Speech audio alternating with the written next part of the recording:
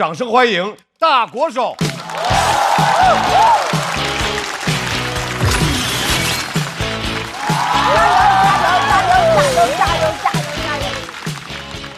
Hello， 大家好，我是大国手。我一直很向往武侠小说里那种自由浪漫的生活。前段时间我就去摩旅了，从成都到云南，很喜欢云南，因为它自由浪漫，不收过路费。想象中摩旅很浪漫，实际上有点狼狈，因为我的车是4手的，油表不准。出发前我就去修，师傅说这是这款车的通病，修不好可以买辆新车，就给我介绍了一款最便宜的2万6。我心想，我出来修个油表就想让我花2万6。我朋友上次出事修自己才花了1万3，而且车是突然没油才会熄火出事故。我想我多加油不就行了吗？但没想到一上路我就对油量过度焦虑。为了缓解焦虑，我就频繁加油，频繁到什么程度？一路上根本没有风景如画，只有中石油和中石化。就连朋友的鼓励我都当成提醒，他们说大国手加油，我就真的去加油。有次在加油站我大喊，师傅来给我加满，结果加油枪刚伸进油箱就跳枪了，感觉摩托车就嘬了一口。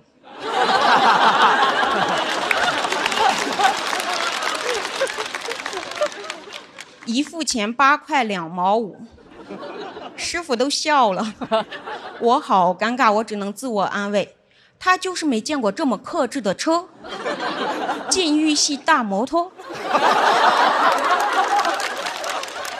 加完油我就比较放松，看青山，看蓝天，看导航，看错了，绕了很远的路，没有一个服务区，我真的好想上厕所。后来我都有点急了，我想如果我站起来骑，车速足够快，风速足够大，是不是旅途的窘迫他就追不上我？是不是到了目的地衣服已经干了？你们知道为什么人一在路上就永远年轻，永远热泪盈眶吗？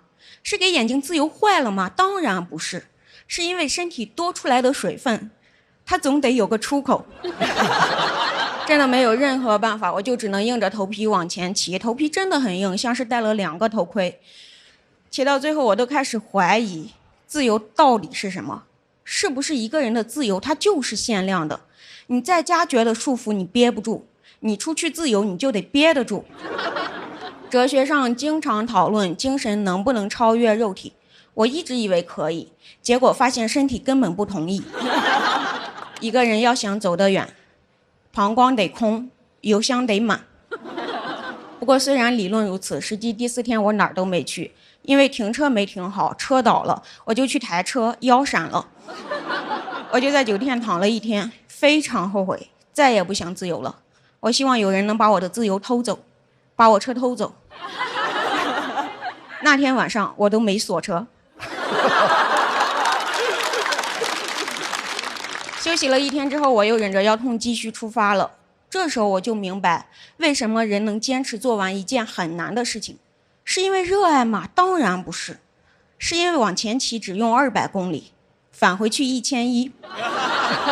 最后终于骑到了，我觉得自己好厉害呀！1300公里骑了整整5天，一般人都骑2天。反正我也骑到了嘛，我就很开心的在朋友家玩了10天。回去的路上我就在那儿算这趟旅程一共花了多少钱，一路上加油、吃饭、住宿1500，坐飞机1500。对，我坐飞机回去的。摩托车托运1800。我好心痛啊，但我必须得坐飞机，因为我得尽快回成都。我在成都有医保，我得赶紧回去看看我的腰。一路走来虽然狼狈，但那几天我发朋友圈都是永远年轻，永远奔向自由，下一站。这么发朋友圈是因为我装吗？当然不是，而是虽然我的梦想破灭了，但我要保护别人的梦想，毕竟我也是看了别人的朋友圈才出发的。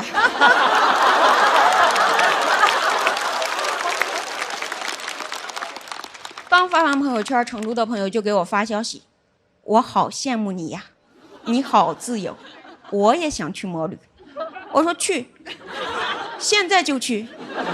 什么没有车没关系，现在马上你来云南，骑我的车去摩旅，去成都。我不说你们也知道，他没有帮我骑回去，因为他连自行车都不会骑。摩旅精神就是这么吸引人，我要把摩旅精神传承下去。什么是摩旅精神？就是对自由的向往，听起来很抽象，实际很具体，就是二手车转让。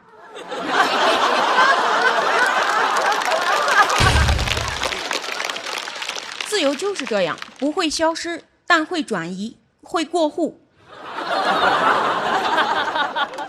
过到我这儿已经过了4次了，也就是我就是自由的第4代传人。以后你们可以喊我自由掌门人，当然也可以喊我自由女神。自由之路虽然充满了坎坷，但我现在能说出口的是只能用语言表达的那一部分，还有很多东西是超越语言的，我希望你们亲自去探索。就像我很喜欢的一句话叫“江湖里面有什么，你不用告诉我，我可以自己去看”，希望你们也自己去看，大胆的去追求属于自己的自由。当然啊，也不是现在，得等我下去，等下一个人上来，你们就走。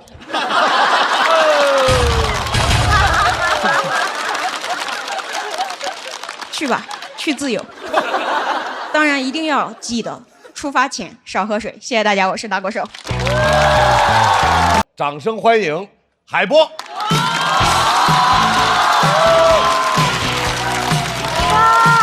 来三大战四笑。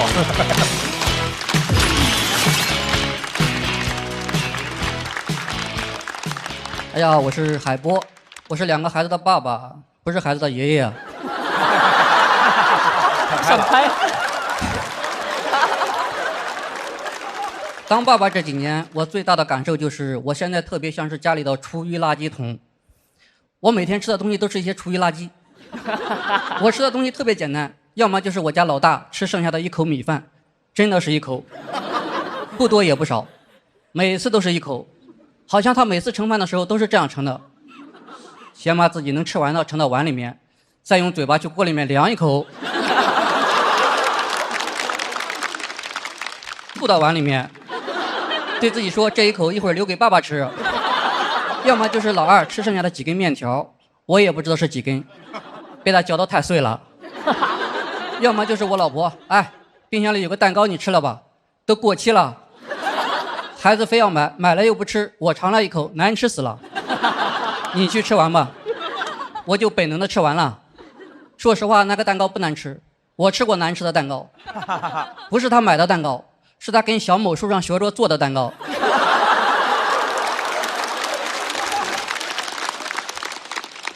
他做的那个蛋糕闻起来是榴莲蛋糕，吃起来也是榴莲蛋糕，但他做的是草莓蛋糕。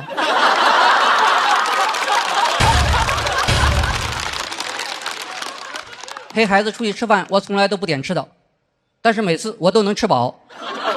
明明是他们2个点了他们2个要吃的，结果我们3个都吃饱了，还没吃完。吃饭之前他们还问我，爸爸今天你想吃什么？我说你没剩什么我就想吃什么。爸爸你怎么什么都喜欢吃？因为你们什么都喜欢剩。我这么感动啊！我也觉得好幸福啊。这几年我吃的最多的套餐就是儿童套餐，我当儿童的时候都没吃那么多，吃到我现在都有点返老还童了。你看我现在长得是不是有点鹤发童颜的意思？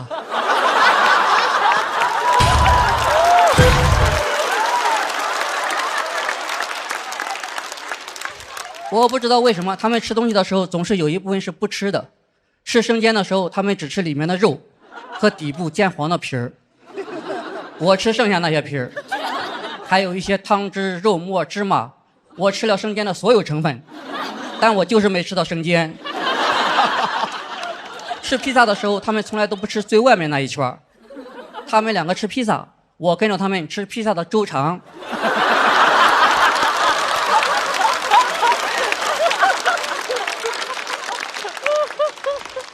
你知道现在我有多厉害吗？我回家把他们剩的披萨吃完，我能在肚子里面算出来这是几寸的披萨。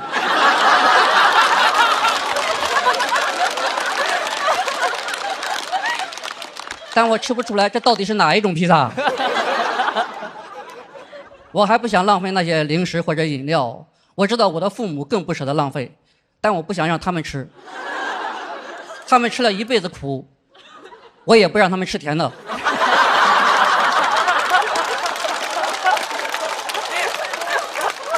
所以我吃到现在我都喜欢吃了。我经常在心里想，幸亏他们没吃完，我才能吃得上。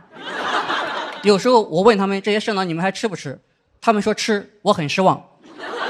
我不该问他们，我该直接吃。家里那些带果粒的酸奶饮料，他们把酸奶喝了，把果粒留下了。你很难评判那个果粒它脏还是不脏。你说它脏吗？它上面干干净净的，一点酸奶的残留都没有。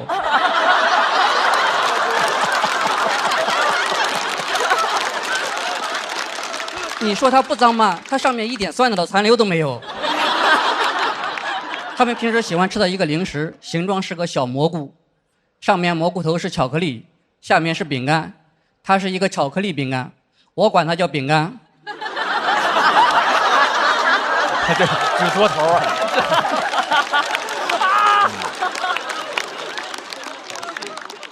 我吃的时候从来都没有巧克力那一部分，他们吃的方法跟吃棒棒糖一样，把巧克力那一端放在嘴里面，不停地舔来舔去，舔来舔去，舔来舔去，直到把巧克力舔得干干净净，把饼干吐出来，完完整整。经常在吃的时候，我能听到这样的对话：妈妈，我只吃巧克力，不吃饼干，不是给你爸爸吃。爸爸，你过来一下。我从来都不过去，我过去就要吃他们的口水，我不想吃，每次我都是等饼干晾干了。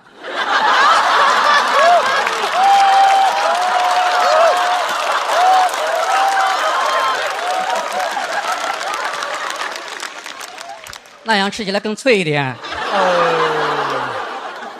阿甘正传里说，人生就像一盒巧克力，你永远不知道下一颗什么味道。他能吃得上巧克力，他就是没带过孩子。我的人生像一盒巧克力饼干，我知道巧克力什么味道，但我永远都吃不上，这才是我的人生。我家里还放了很多舔完夹心的夹心饼干。哦。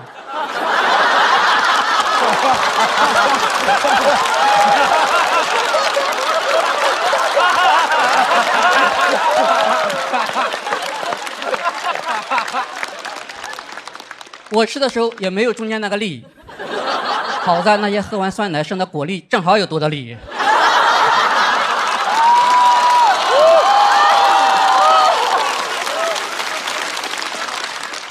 我都是2个嗷嗷饼干夹着酸奶的果粒一起吃。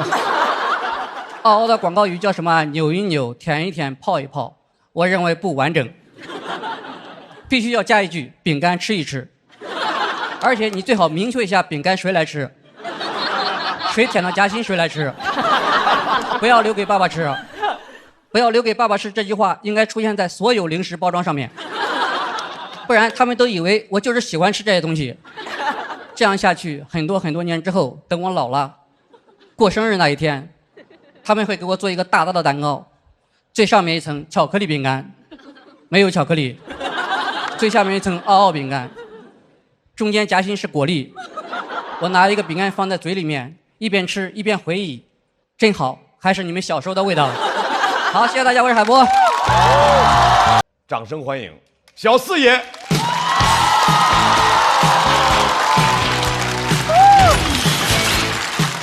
加油，老四！谢谢。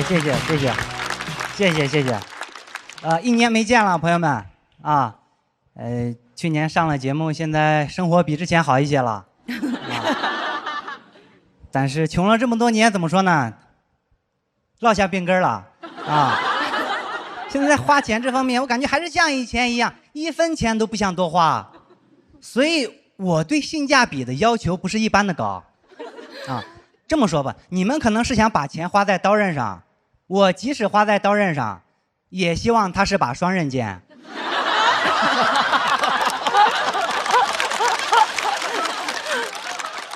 我要是不小心把钱花在刀背上，我就会把刀刃放在脖子上。而且我觉得钱怎么赚的就应该怎么花，我辛辛苦苦赚的钱就应该辛辛苦苦花，对吗？但是追求性价比的路困难重重，你们也知道，商家会想很多套路多赚我们的钱。就拿买抽纸来说吧，他们经常给我们出一些数学应用题，90抽24包的跟110抽18包的。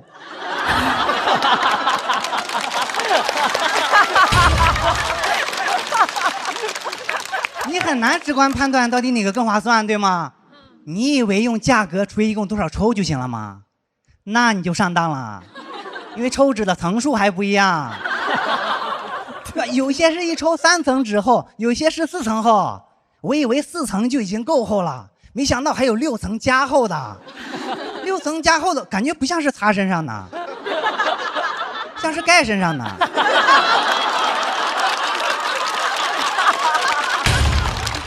太有生活。我得算出来1层纸多少钱，你以为这样就够了吗？那你又上当了。哎，我那天看到同品牌的抽纸啊，一个是一包110抽，一个是120抽，价格居然一样。哎，这肯定有猫腻啊！我仔细翻看商品详情页，终于发现了，宽度窄了6毫米。这日子过的，他就故意找茬的，可这就是去超市里。我很无语，原来抽纸也是分大小尺码的，他们会把抽纸分成 S、M、L 3个尺码。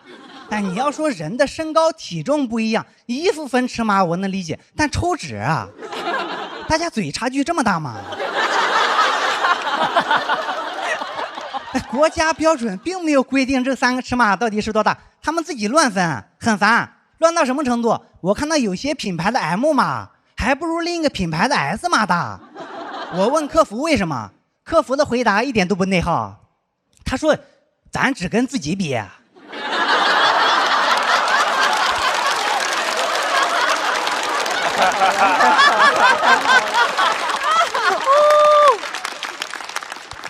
我不能理解一个抽纸为什么要分这么多尺码，真的有人需要吗？抽纸真正有用的不就是中间的部分吗？不管多大，只要别做成甜甜圈的形状，我都能用。他们总是乱出尺码，像我这种节省的人，真正需要的尺码，他们从来都不会推出，对吗？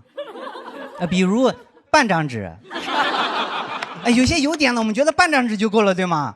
甚至4个拐角就够了。当然我也不是多节省的人啊，我见过最节省的人是我奶奶，她擦油点子用馒头。你们有没有发现，抽纸厚度、宽度、长度每个维度都不一样，把我逼的，最后我要是想算到底哪个更划算，最后我只能像买房一样算每平方毫米抽纸的价格。算出来已经是小数点后8位了啊！每平方毫米我力省0.00000002。哎，不要觉得这点钱没必要，我觉得很有成就感。因为我查了，这些商家费劲巴拉出这么多款迷惑我们，就是为了多赚这点钱。结果被我发现了，他连这点钱都没赚到。这要是之前啊，攻略做到这我就买了，但是我又发现了一个比价软件，它能显示商品的价格走势，还有历史最低价以及什么时候出现的。哎，自从知道历史最低价以后，我就只想以最低的价格买它，因为我已经见过了最好的它。而且知道最低价以后还有一个好处，就是我跟客服砍价心里也更有底气了，因为我知道它能更便宜啊。我之前买东西嫌贵，跟客服砍价心里都没底，我不知道到底能不能便宜啊。我只能把线下砍价的话术照搬到线上，我说你再给我便宜点我就买了。他说不能再便宜了，我说你不给我走了。他不理解，发了一个问号。然后我给他发了一张从这个软件切换到拼夕夕的截图。但是现在不一样了，我已经知道最低价了，跟客服说话明显更硬气了啊！有时候等不及了，我也会主动出击。我说你这价格不对呀，你再给我便宜点呗。客服说之前没这么卖过。我说我再给你一次机会，你重新说一遍啊。需不需要让我提醒你4月12号那天晚上发生了什么？他说之前确实有过这个价格，但那天价格已经过去了。我说虽然那天价格过去了，但我是从那天过来的。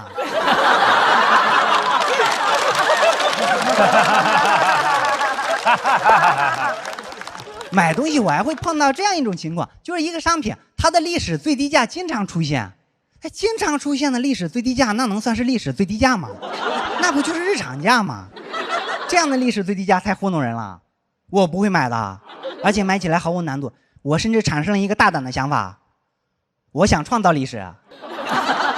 我去问客服还有没有什么别的优惠，客服回答的很干脆，说没有。我说我想创造历史啊，现在有个机会摆在你面前啊，你愿不愿意跟我一起在历史上留下一笔？他说什么一笔啊？我说穷的一笔。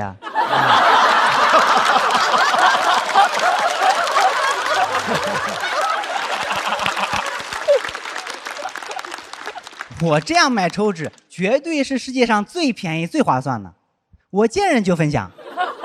前2天有个演员跟我说，他说你这个方法我用不上啊，因为我是某某平台的会员，我可以每天都只花1分钱就领到一包纸。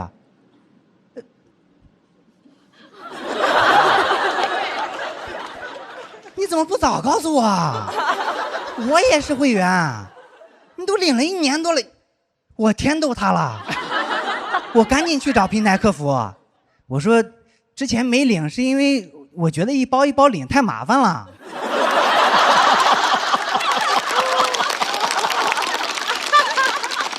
你一次性全都补发给我吧。客服拒绝了我彻底疯了，我开始恨那个演员。我说谁让你告诉我的？你家是不是有很多纸啊？你还给我。讲到这，感谢各位，感谢。掌声欢迎粽子。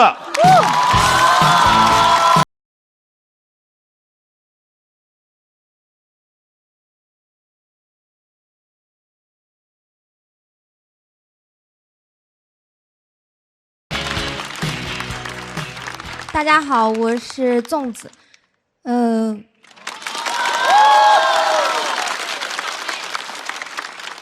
我是一个山西人，我爸以前是一个煤老板，现在是一个山西人。1997年，山西全省煤矿数量高达1万余座，我爸春风得意，赚到钱之后就开始给家里换东西，换车，换房，换老婆。我爸觉得在外面应酬，找个年轻漂亮的，有面子。山西人就是这样，好面。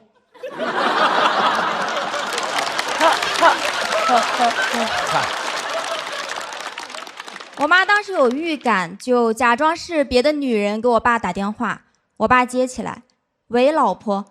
我妈说，算你有良心，还能听出我的声音。我爸说，哦，是你啊。当时爸妈很忙，就把我放到我姑姑的单位里，是一个歌厅。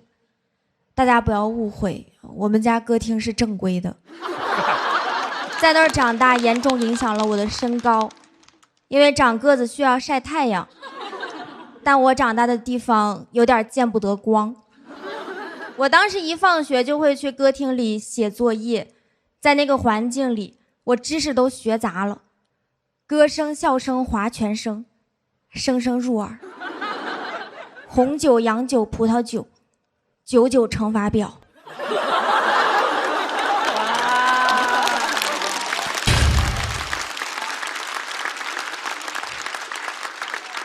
第2天老师抽查古诗，他说生当作人杰，我说死了都要爱。非常尴尬，但最尴尬的是碰到熟人。我们那个城市非常小，我有一次在歌厅就碰到了班主任，当时我们两个都愣了。他问我在这儿干嘛，我说写作业。我说你在这儿干嘛？他说家访。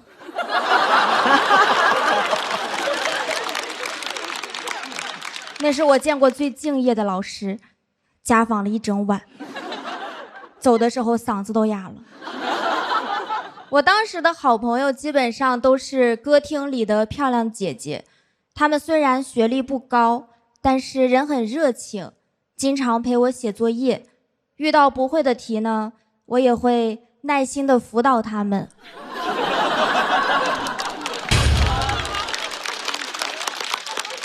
我要是写完作业，他们还会教我玩游戏，我学的也很快。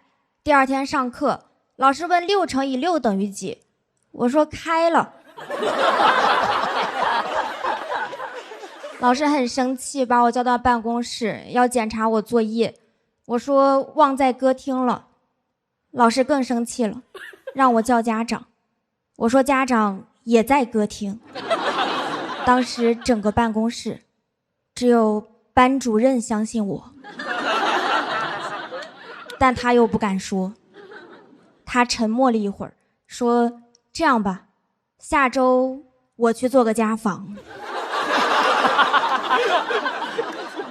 我在歌厅里最好的朋友是芳芳姐，她的工作呢是陪客人唱歌，但她真正想当的其实是歌星。经常有人笑话她，哪个歌星天天陪别人唱歌呀？曾毅吗？为什么？而且他唱歌也不好听。小时候其实我不理解，像芳芳姐唱歌难听也可以当歌星吗？最近我理解了。我很喜欢芳芳姐，她对我很好，可以说她是一天一天贴近我的心。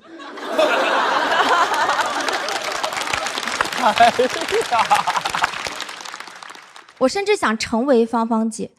学校不让谈恋爱，不让染发，不让打耳洞，简单来说就是不让我成为芳芳。但我觉得这个工作很风光，每天都可以穿着漂亮的裙子在台上唱歌，像迪士尼里的公主一样。我写作文，我的理想是当公主，像芳芳姐一样。芳芳姐看完之后赶紧教育我，她说虽然一晚上就能赚很多，但只能做几年，30岁就退休了。我更想当了。芳芳姐说，姐希望你能出淤泥而不染。我说姐，这啥意思呀？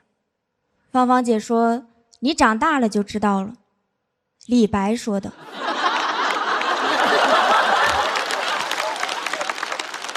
很多年之后我才知道，芳芳姐是没有退休金的，而且这个工作呢也不风光，歌厅是娱乐场所，也不是娱乐圈儿。听了芳芳的话，我就继续看书，但看着看着也会怀疑读书的意义。歌厅的装修非常浮夸，金碧辉煌，在秃头叔叔的反射下更加闪亮。包厢里每天有多少叔叔，就有多少灯球。老师说书中自有黄金屋，我一抬头发现自己就在黄金屋，黄金屋里全是书。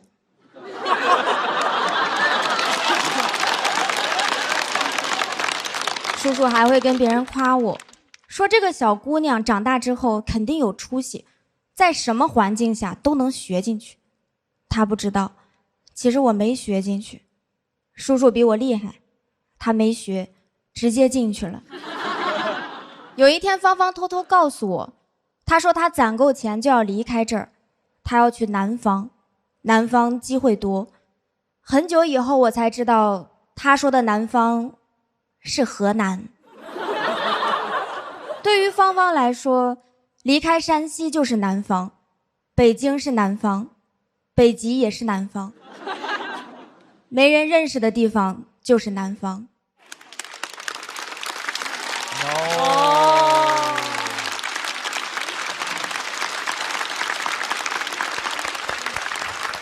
哦，后来我又碰到过芳芳一次，她老了，沧桑了很多，芳芳变得圆圆的。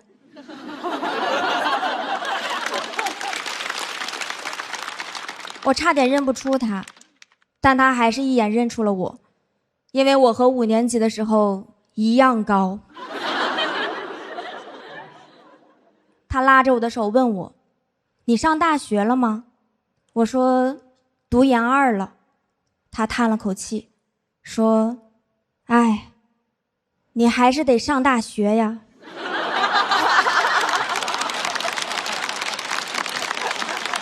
哎，我说：“姐，你还记得出淤泥而不染吗？”她说：“记得呀，这不是李白说的吗？”我说：“不是，芳芳说的。”掌声欢迎可以靠脸吃饭的扑面而来岛主。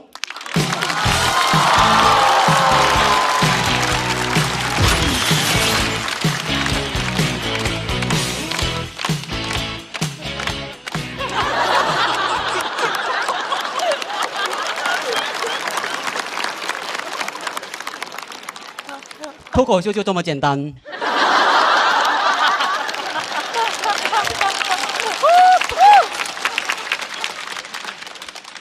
长相就是我第一个段子，谢谢你们，看得出来你们很懂喜剧。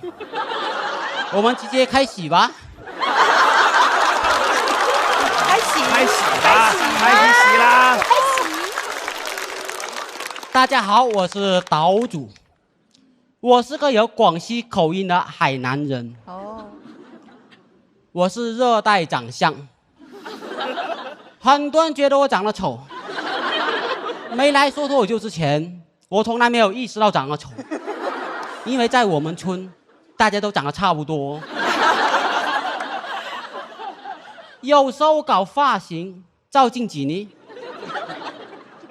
哎呦，我还有点小帅的嘞。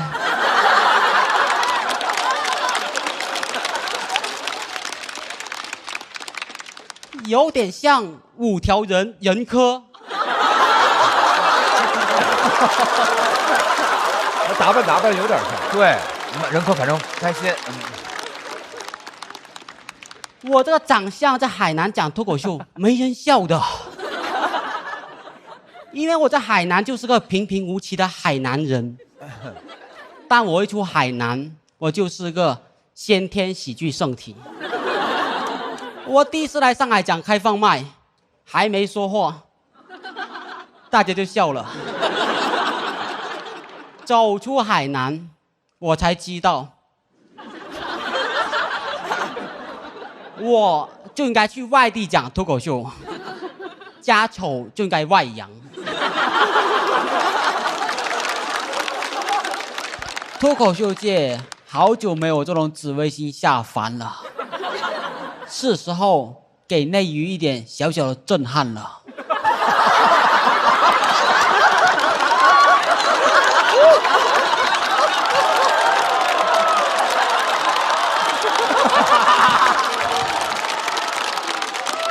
有人说岛主是志胜哥哥和广志哥哥合体，我说原来广岛之恋的岛是我呀。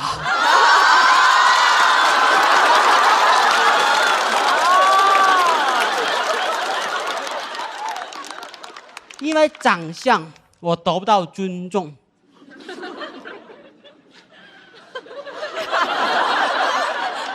有观众发 rap， 光众说我是偷电动车人呐、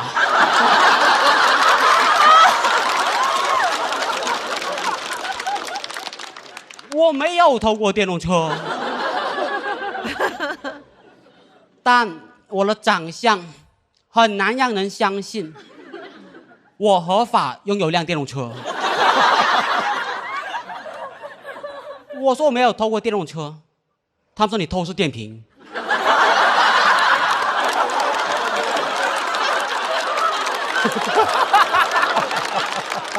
好尖锐。我甚至演过普法短剧，电瓶仔的结局。导演让我演失主，施主，哦，施主，这也需要翻译吗？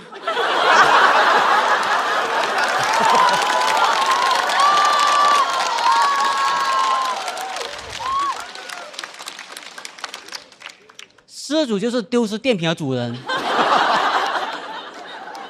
没戏没戏，节目播出会有积木的。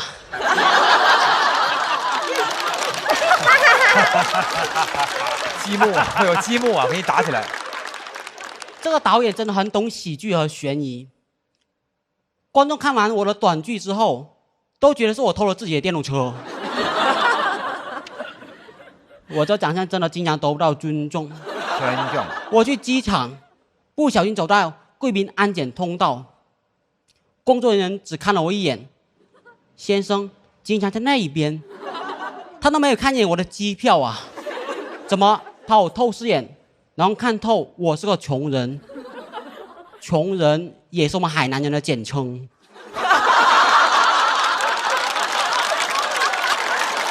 哦，穷，啊穷，因为长相和口音，没人把我当海南人。经常有人见到我以后，你好像广西的，我说我越南的。出门在外，身份自己给。我想当哪个国家人就当哪个国家人，但我的长相只能局限东南亚国家。我去东南亚旅游，他们都让我走本地人通道。我说我是个海南人，很多人感觉我家里有熟完的椰子。谢谢你帮我翻译。他说蝎子呀，椰子，椰子，我从小喝到大。椰子，椰子，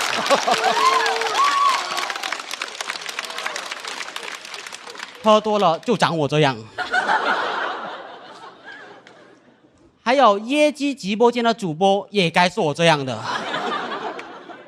椰鸡代言人也该是我，没人比我更合适。我会爬椰子树，我会摘椰子，我身上穿的是椰子，正宗椰鸡就该正宗海南人代言。徐东东只是个东北人而已。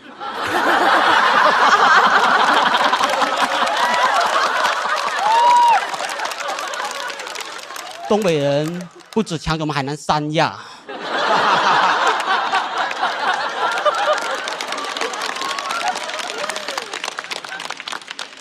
我想代言椰鸡，广告语都想好了。椰子树，我从小爬到大。椰鸡，我从小喝到大。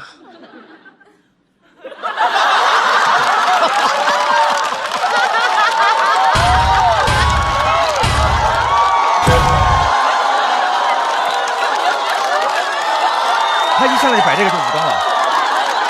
来了，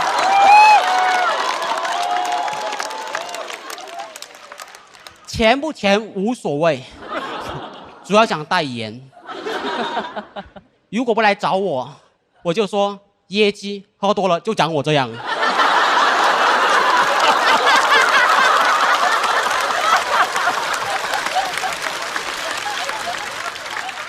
我身上穿那种衣服叫做海南岛服，我每天都穿，他们都以为这是我的皮肤，他们还担心我呢。岛主，你这衣服只能是夏天限定，你冬天在上海穿什么呀？我的冬天谁要住你们上海啊？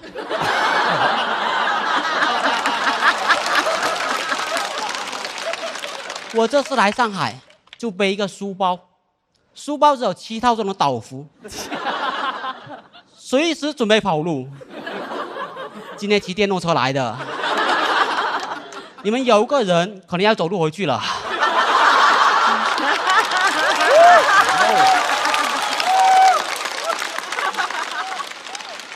丢丢丢丢，谢谢你们，我是岛主。掌声欢迎 TZ。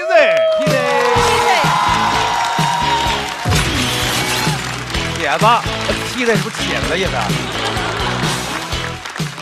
？OK 啊，谢谢大家热烈的掌声啊！自我介绍一下，我叫 TZ。我家收废品的，就小时候我爸经常会从废品站给我带回他说到的玩具，就导致我从小家里玩具又特别多。就我每次想买新玩具，我爸就说你等一等，别人的玩具早晚都是你的。但这些玩具我只敢在家玩，我从来不敢带到学校去，你知道吗？因为我怕我同学看到，越看越眼熟。基本上衣服也都是收来的，有些衣服真的非常劣质啊，但是上面的 logo 非常大胆，都是什么 LV、爱马仕、范思哲，我家人都不懂，给我穿到学校去。偏我有个同学，他家里特别有钱，而且他知道我家是收废品的，他专门过来问我，啊你怎么穿这个呀？这是那个范思哲的。我说穿我身上就是我的。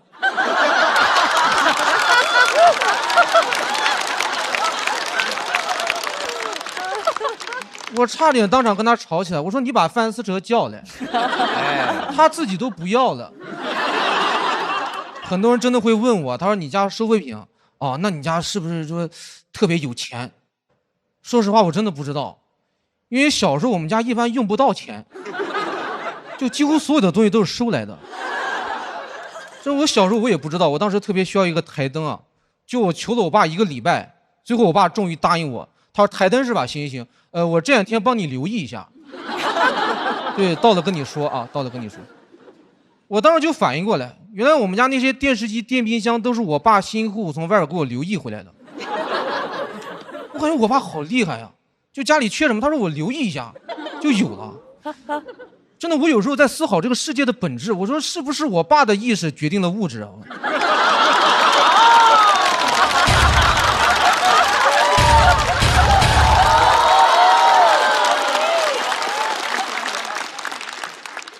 我跟你说啊，就以后谁要敢做空黄金，我说你等着，我让我爸留意一下。所以我们家现在用什么呢？就取决于你们家之前用的是什么。啊，我们家现在过的就是你们家10几年前过的生活。我最近听到很多人在说特别怀念以前经济上行时期的红利。我说我们家现在正在吃。对，你们要是来我们家，我就送你我们家现在最流行的玩具福娃欢欢。还在更新中。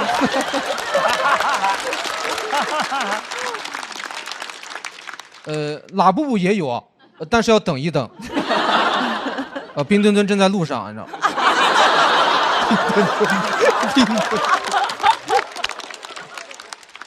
小时候我爸一直跟我说嘛，说虽然咱们家收废品，但是咱们家就堂堂正正的。所以当时班里边发那个家庭信息登记表，就父亲的职业那栏，我直接填收废品，因为我真的不觉得丢人。没想到我爸看完他觉得丢人，他说你干嘛这么老实啊？咱们家做废品生意的，你直接填老板。我不敢填老板，最后我填跟老板意思差不多，但是稍微小众一点的，我填的是资本家。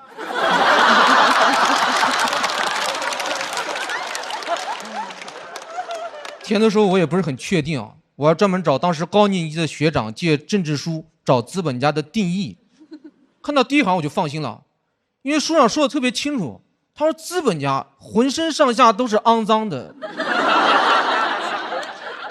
我当时听感觉对上了，而且我从小就穿别人穿剩的衣服，玩别人玩剩的玩具，这就是资本家最喜欢的剩余价值，你知道吗？然后最后呢，我们老师把我们叫到办公室去，说你这种情况，你应该要填个体。就我们班总共也就3个个体吧，但我们互相都认识，而且我们特别团结，因为如果我们在一起啊，我们就是一个联盟，3体。跟你说，就如果有人来问我们说你们家是做什么的，我们的宗旨都非常统一，就是不要回答，不要回答，不要回答。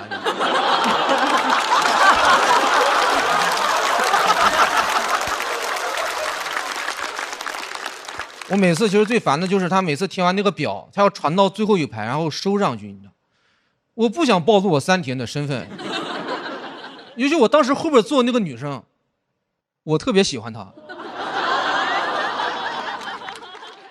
他一直催我，他说你那个填好没？填好赶紧传过来。最后我实在没办法，我说了我爸最常说的一句话，我说那个一会儿我来收啊，一会儿我来收。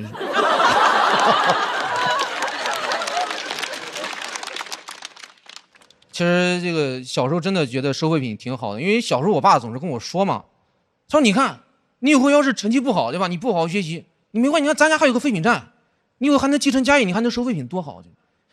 但我越长大发现到越不对劲儿，因为我发现老师总是拿废品站去骂那些成绩不好的同学，就每次上班会说你成绩这么差，我说你成绩这么差，你以后收废品去。我当时一听我心里都慌了，我怎么什么人都能来收废品啊？不是我爸干20多年我不好学习我才收废品啊，你也收废品啊？你知道我什么身份吗？我跟大家说一下实话，就是一般普通家庭的孩子，如果你现在要去收废品，你根本收不过我，因为我爷爷就是捡破烂的。我爷爷有3个儿子，就我大伯、我二伯和我爸，现在全部干这个，而且他们3家的那个收购站就开在一条街上，就毫不夸张，就那条街上，但凡一个矿泉水瓶子，它只要落到地上，那就是我们家的私有财产。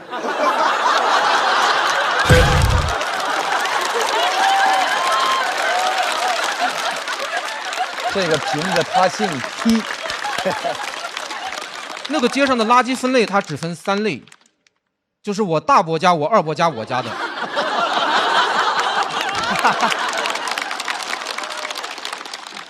而且我爸从小就会带我出入一些你们接触不到的圈子，带我结交一些人脉，对，带我认识一些保洁的孩子、保安的孩子。就我们3个家族在一起，就是这个废品行业的峰会。我跟你说特别关键，就以后保洁的孩子长大，他发现哪里有垃圾，他第一时间打电话给我。我开着我爸的3轮车到人家小区门口，保安的孩子只会让我的3轮车进去。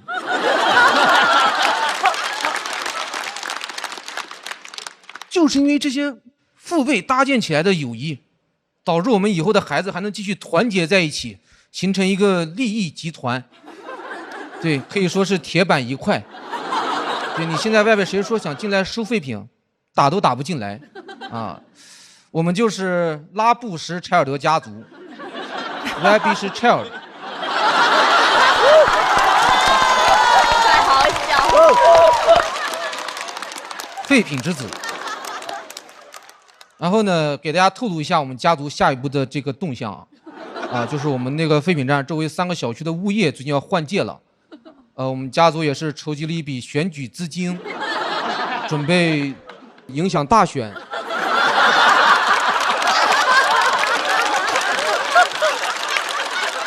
你可恶，你可恶，你可恶！推举3个符合我们家族利益的物业经理上台。对，这个物业经理他想要上台，他必须符合我们拉布什柴尔德家族的利益。上次有个观众听完，他特别生气，他说：“你们以后要这样干的话，以后我们要抵制收废品的孩子继续收废品，没有用。哦，因为以后都是我去干保洁，保洁的孩子干保安，保安的孩子收废品。就因为我们资本的勾结都是非常肮脏的。”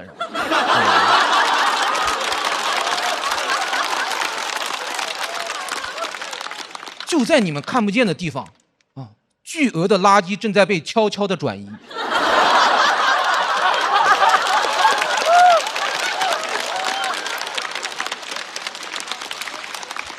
所以你们以后不要再说不好好学习就要去收废品了啊！你们还是好好学习吧，因为你们呢没有选择。啊，这个我爸从40年前从地上捡起来第1个瓶子，就把我这辈子的活都干完了。好，谢谢大家，我是 TZ。掌声欢迎王大刀。大刀。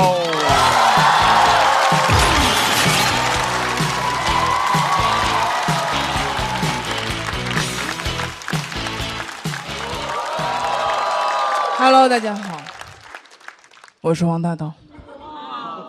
你们还记得你们第一次知道别人讨厌你是什么时候吗？每一次我问这个问题的时候，都会有观众在心里面想，没有人会讨厌我呀。我想说，当然，这个世界上总会有人被蒙在鼓里。我第一次知道别人讨厌我是在我小学的时候，我的朋友在我家睡觉，睡觉之前他就跟我说，他说大刀你知道吗？班上好多同学都挺讨厌你的。我说怎么会呢？我人缘不是挺好的吗？班上的同学吃什么都会给我吃一口。他说因为班上的同学吃什么你都要吃一口。我就想起很早很早之前我去找他玩的那个晚上，那时候我们6岁，他的外公带来那晚上做了一顿烧鸡，我在我6岁以前的人生没有闻过那么香的鸡。我就站在那儿看他们2个吃。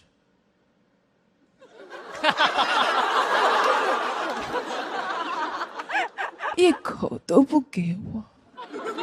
我就问我朋友，我说这鸡好吃吗？他说好吃。我说是特别的好吃吗？他说特别好吃。我朋友6岁，他不给我吃，算了，他不懂事儿。可他外公80岁了。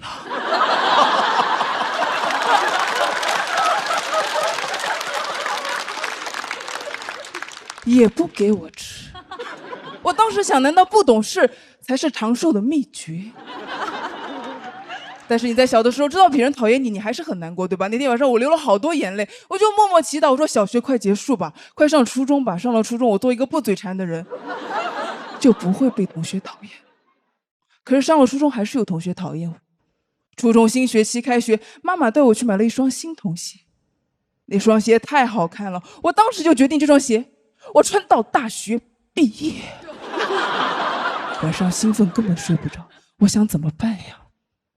明天就要去学校了，他们该多羡慕我有这双鞋。我妈走进来把我鞋甩了，说正经人谁穿鞋睡觉？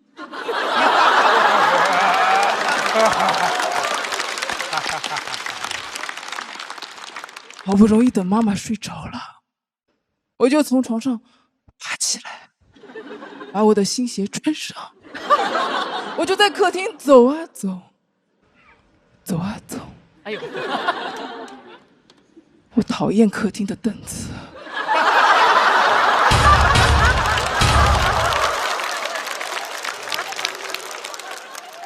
我又继续在客厅走啊走，走啊走。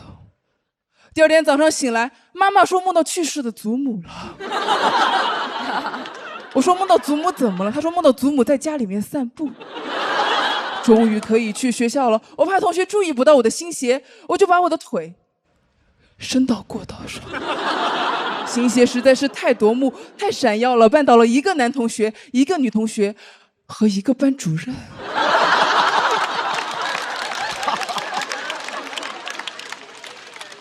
那是我长大以来第一次接触半导体。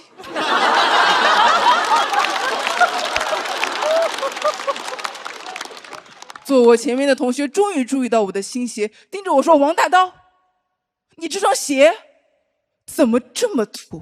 我说：“因为刚刚很多人踩到了。”后来他拉着好几个同学一起削我的鞋，我就一句话都说不出来了。下课的时候我去后排倒水喝，他们过来把我围着说：“王大刀，你的头怎么这么油？你从来不洗头吗？”先说我的鞋主，又笑我的头油，说我鞋丑就算了，我炫耀，我活该。可我头油跟他们有什么关系？他们一定是嫉妒我，所以找了个油头。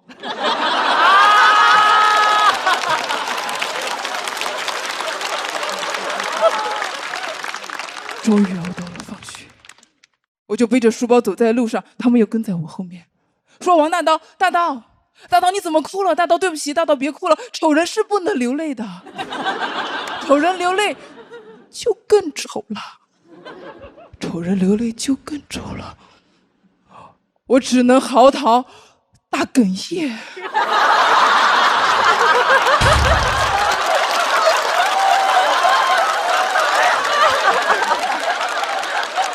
哇，冷到我都不能流泪，我只能做一个干燥的仇人。可是你们知道在青春期的时候被同学说丑是件多么残酷的事情吗？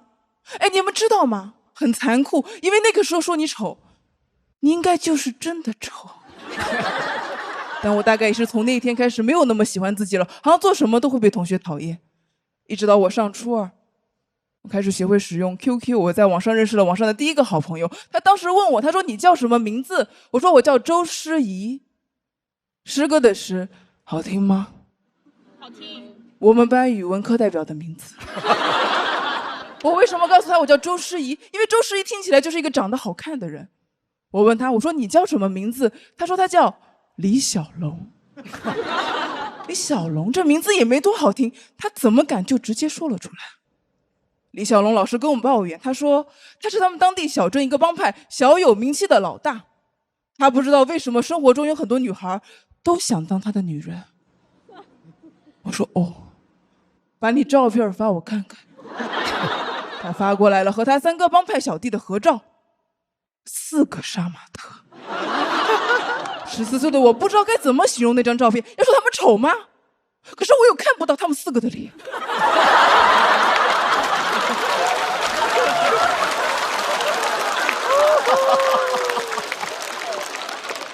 李小龙说你长什么样？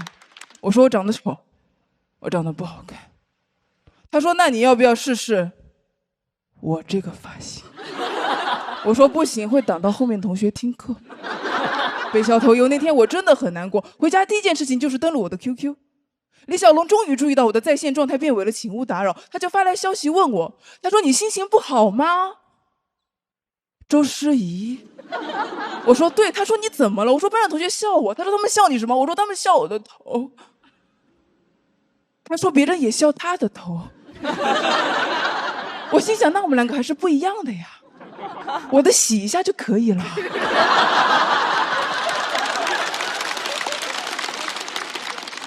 我说那别人笑你，你怎么办呢？他说哈哈哈哈，那正是我想要的。笑声就是一种关注，你的存在太过于强大，他们无法忽略你，就只能笑你。天哪，那一刻我感觉如果李小龙跟我是同班同学的话，不会有同学再笑他了，不会了，会直接打他。在跟他聊完之后，我的心情也没有那么难过了，但在班上也没有那么敢做自己。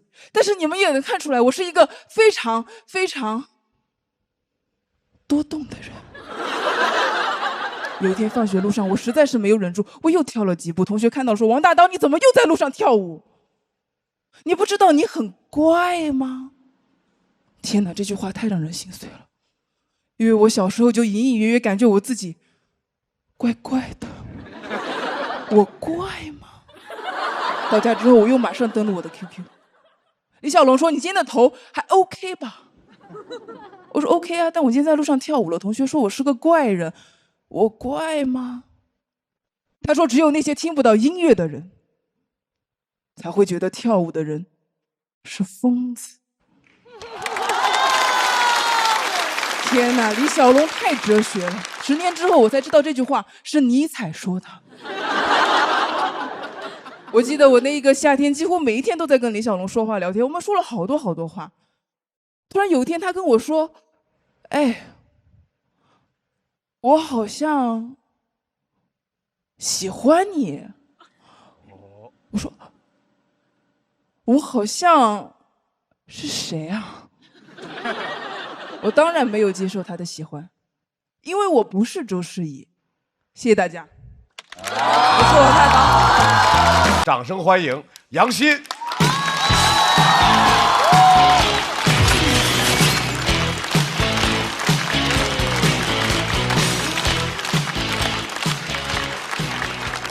大家好，我是杨鑫，我是一名家庭主妇，已经结婚很多年了，跟老公是相亲认识的。因为我价值观比较正嘛，我认为感情是可以培养的，但是钱最好是一开始就有。有人认同我吗？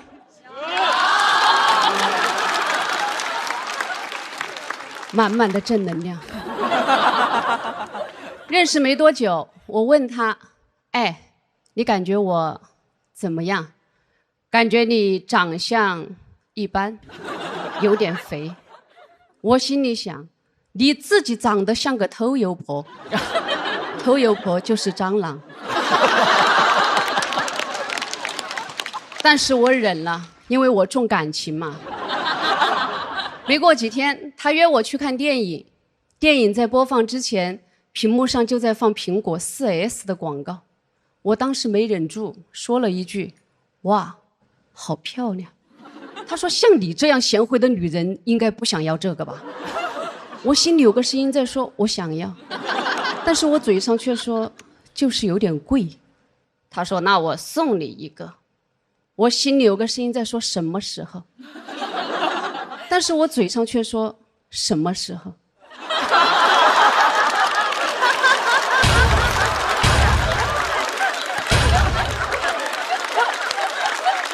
太妙了。他说：“你不是马上要过生日了吗？就当你的生日礼物。”接下来电影放了什么，我一个字都没听进去。我满脑子都是再一次改变世界。苹果 4S 的广告词。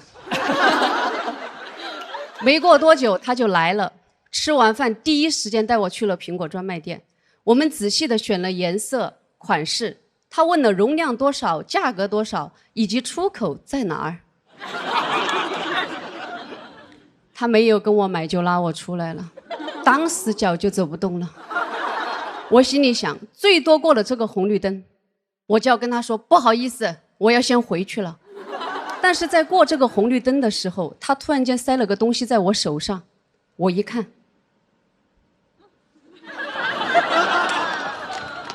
但是是个裸机。我说怎么连包装都没有啊？在哪里捡的？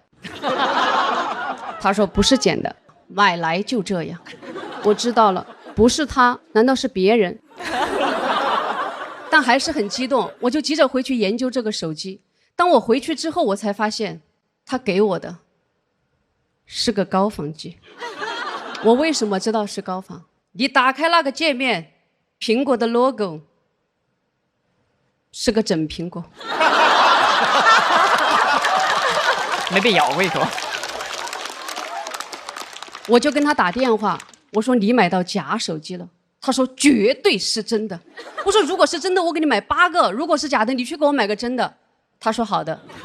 第二天我们就去专卖店，还没进门口，眼尖的销售人员一眼就认出是假的。我至今还记得销售员脸上那个震惊的表情。他说美女，我们苹果手机上没得触摸笔。他还是很说话算话，就给我买了个真的。这下轮到我心里不安了。我打电话把这个事情告诉了我的妈妈。我妈妈说，你问一下对方是不是想追求你，如果不是，你不要接受人家这么贵重的礼物。我妈这个观念她是错的。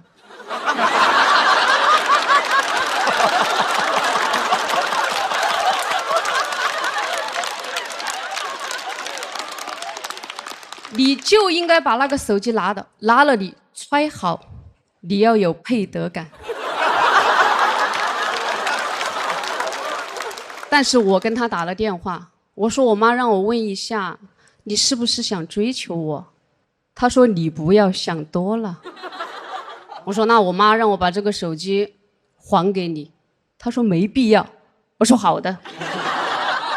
但是我始终都觉得心里不安，总觉得有事情要发生。果然没过几天，他又到我上班的地方来了。但是这一次他跟以往都不一样，显得特别的扭捏。我心里在想，你有什么话你就直接说哈，喊老子还手机，老子不得还的。他说你能不能当我的女朋友？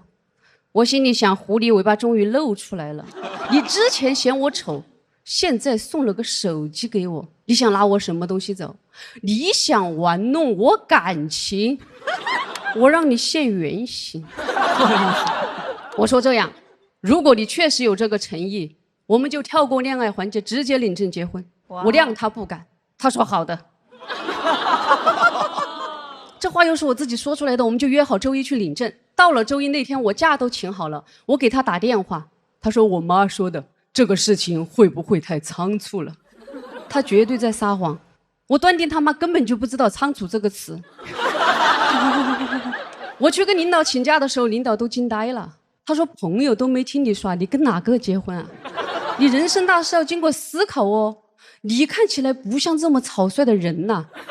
我假是请到了，但是我在领导心目当中的形象给毁了，那是我多少年打下的人设，都怪他。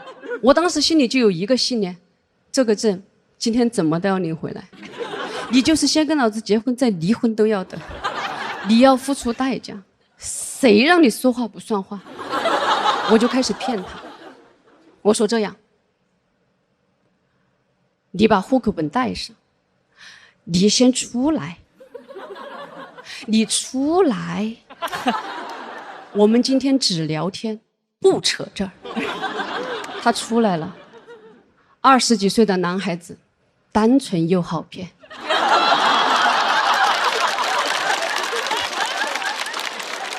我记得在民政局附近一个广场的石凳子上，我花了差不多1个半小时时间，用尽了我26年以来积攒的所有销售话术，把他的脑壳洗通了。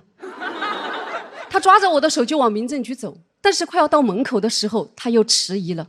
还好我做过销售，我敏锐的知道该逼单了。我说你看，来都来了，你即使是不跟我结婚，你要跟其他人结婚嘛？你提前去熟悉一下那个流程，对你又没什么损失。我们就在门口看看，不进去。半个小时之后，证领出来了。他踏出民政局的门口，就情不自禁地说了一句：“啊，我好像上当了。”当时我心里还有一丝窃喜，后来我才知道我才上了大当。都说高端的猎手以猎物的形式出现，我死都没想到他以偷油婆的形式出现了。领证没多久，他就开始惦记我的工资卡，但是我并不生气，因为人要将心比心嘛，我早就惦记他的了。时间久了之后，他问我，他说：“哎，你能不能不要老把心思花在怎么从我身上挣钱？你去外面把钱挣回来好不好？”我说：“你在说什么呢啊？我每天跟你睡在一起，我都挣不到你的钱，外面那些人我都不认识，我怎么去挣人家钱嘛？”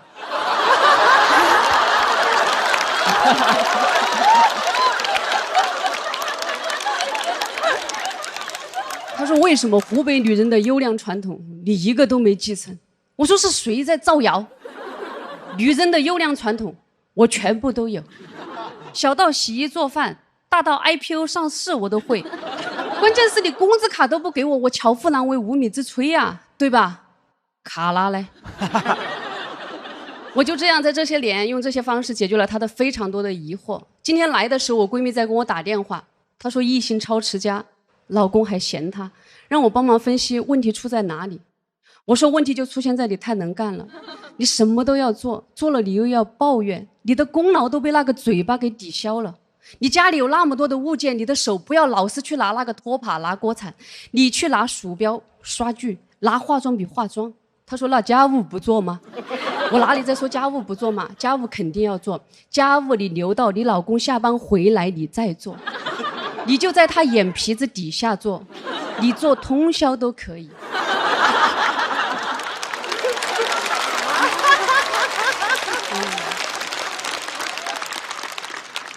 你要做到他看着都心疼，迟早有一天他会说：“老婆，你不要做了，你过来睡觉嘛。”你说我不，我要做，我要收拾这个家。谢谢大家，我是杨欣。风心彤带来他的音乐脱口秀。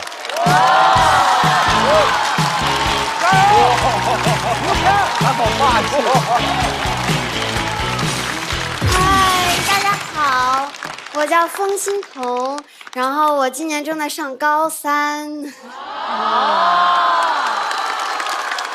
谢谢。今年呢，我经历了很多事情，关于学习，关于爱情，等等等等。所以接下来这首歌就讲讲我的18岁这一年。那是我18岁生日的那天，不敢相信我已经成年。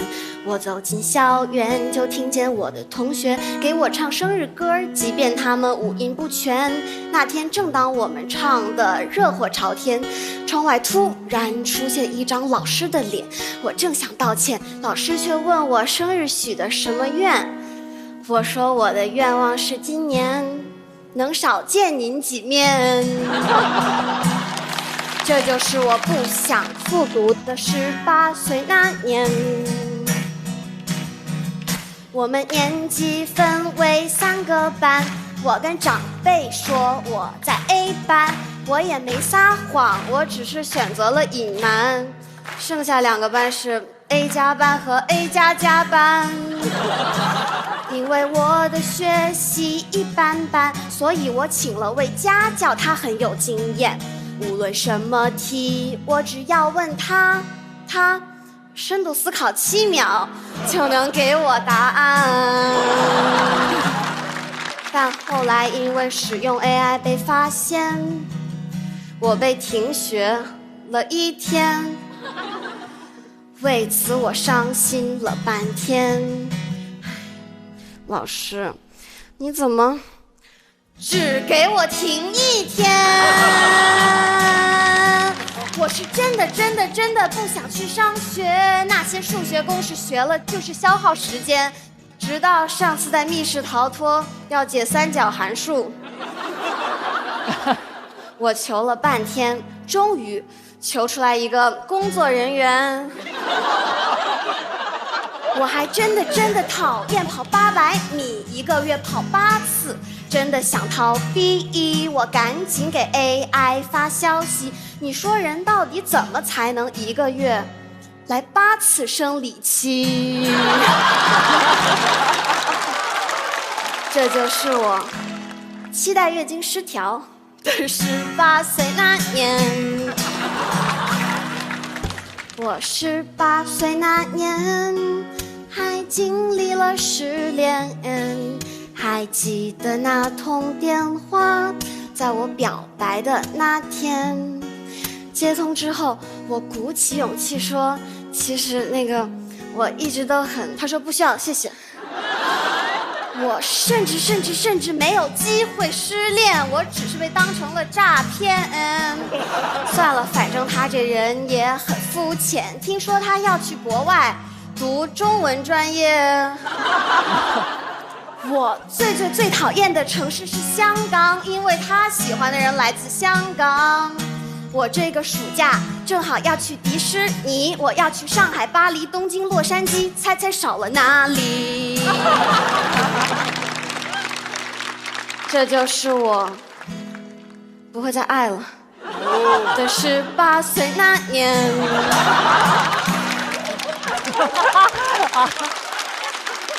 不会再爱了还行。哎呀，转眼我就要毕业，很多事还没来得及实现，很多照片还没拍，很多误会还没解开，很多必读书目还没买。听说后天就要拍毕业照，我和我同学商量了很久，是做美白还是抗老。但还是希望拍照的日子能够晚点到，因为我查了一下，不管什么美容项目都要1周才起效。又要哭了。我的老师，这3年我学会了很多，这一切都归功于我自己在外面补课。我的同学，这3年我跟你最要好，因为每次我没考好，你总能比我考得还糟糕。我的老师，全校我最喜欢你，因为你从来都不怀疑我交给你的手机是模型机。我的同学，咱俩特别有默契。一道题，如果我说选 C， 你说选 D，那答案肯定是 A 或 B。怎么这就要毕业？很发愁，到底怎么选专业？算了，不重要，反正听说学啥都赚不到钱。如果非要让我选，我的第一志愿会选王冕。但我不是蹭他哦，王冕在我心里是巨星。我第一次看王冕还是6年前，妈呀，12岁，当时还感觉离他很遥远，直到前2天，我俩刚刚见了面，发现其实也没那么遥远，我就只比他高一点点。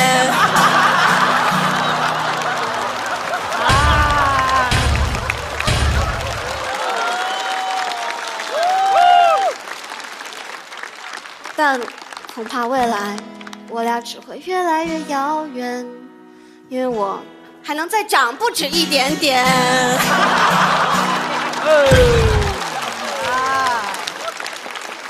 年轻真好。我的18岁那年，终于可以自己独当一面，终于可以不再靠父母登录游戏界面。我的18岁那年，后悔有野心，但却不够勇敢。如果当时能多看你一眼，也许就能抄到正确答案。我的18岁那年，后悔因为贪玩请了太多假。好吧，其实这个我不后悔，我只是升华一下啊。我的18岁这年，依然觉得未来很遥远，但我的一位内容导演跟我说，18岁也离他很遥远。他说他的巨星是 SHE， 我问他，那48个你最喜欢谁？我又问，那你最喜欢他们哪首歌？他说，你曾经是少年。谢谢大家。有请郑宇潇。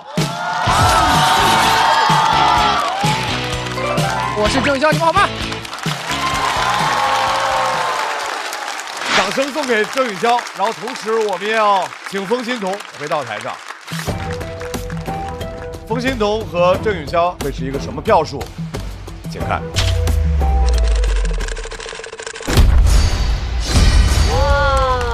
冯欣彤170票获得了这一组 PK 的胜利。来，两位回到各自队友的身边，我们等着下一组1v1的结果。加油！挺好！马上请到台上的又是大家的老朋友，让我们欢迎一个组合脱口秀的漫才朋友，荒岛人气王。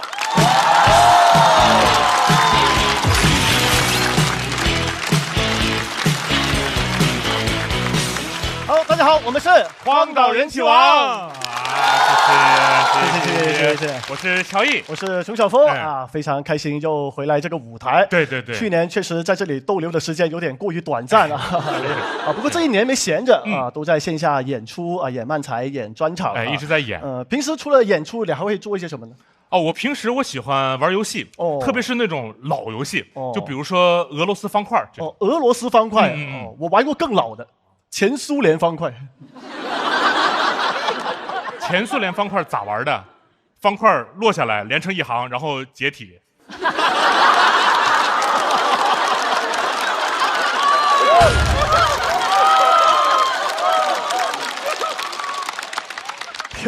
反正就是爱玩游戏嘛，就喜欢玩是吧？啊，我喜欢到什么程度啊？我最近啊自己设计了一款游戏。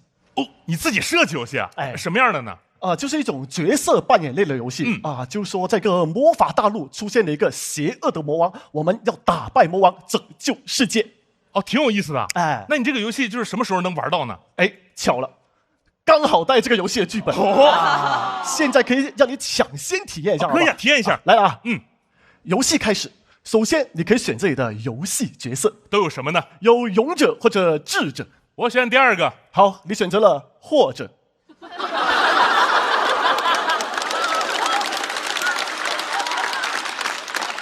啊？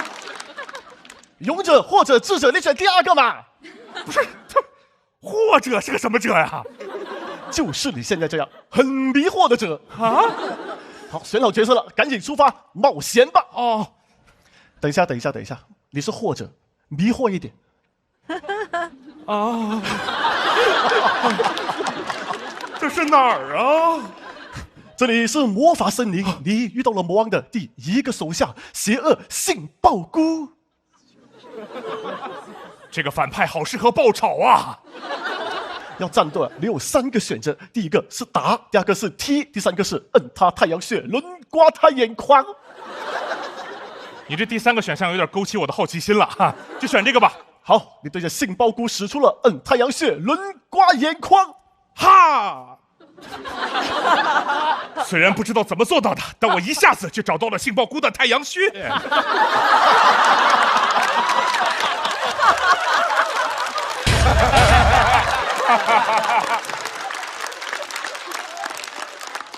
非常好啊！被你刮完眼眶的杏鲍菇，现在视力变得非常的好。他甚至看清了自己的罪孽，决定改邪归正。哦，这也行啊！啊，杏鲍菇决定啊，要去成为一名勇者。哦，孤勇者。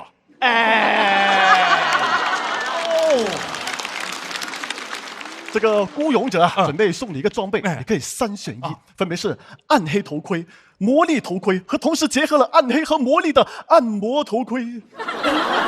这3个玩意儿它都不是一个次元的，你知道吗？你选一个嘛。选一个的话，暗黑头盔吧。装备攻击力变成0。那我戴这个头盔图什么呀？骑电动车不罚款。虽然你付出了些代价，但你能获得很强的能力。来。虽然你失去了攻击力，但同时你也获得了逆天的勇气。勇气？我都没攻击力了，光要勇气干啥呀？哦，遇到了大魔王，我就非常勇敢的冲过去。你这么勇敢，看来你已经准备好挑战下一关了啊！我有吗？你继续冒险，来到一个地下城，又遇到了魔王的3个手下，都是谁？分别是卑鄙大馒头、阴险白米饭和残暴窝窝头。太可怕了，一个菜没有，纯碳水啊！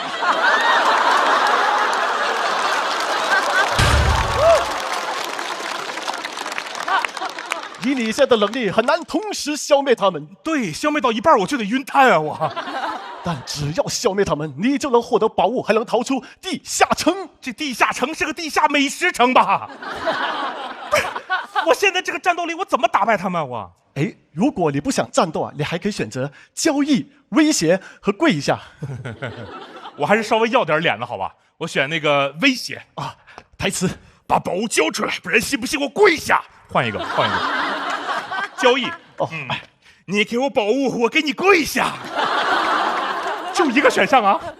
他们看你这么坚持想跪下，被你跪在坚持的精神感动了啊！是这么用的吗？他们准备送你个宝物，还是3选1，分别是神奇变身药水、超级回复药水和超划算眼药水。多划算的眼药水我都用不上了，保护视力我有别的办法。我选那个变身药水吧。咚咚咚咚咚啊！攻击力减100，还减？我攻击力负100了，现在。但你现在可以变身了啊！变身，你变得超级乐观。乐观，现在是一个最差的组合了吧？没有攻击力，勇敢，乐观。碰到完全打不过的敌人，我也会非常勇敢的冲过去，哈哈，早死早超生喽！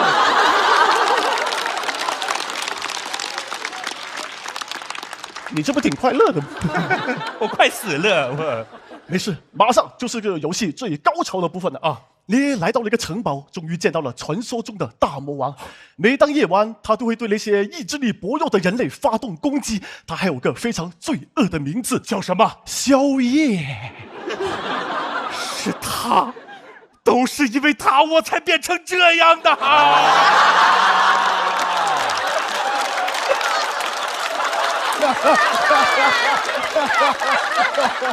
牺牲好大。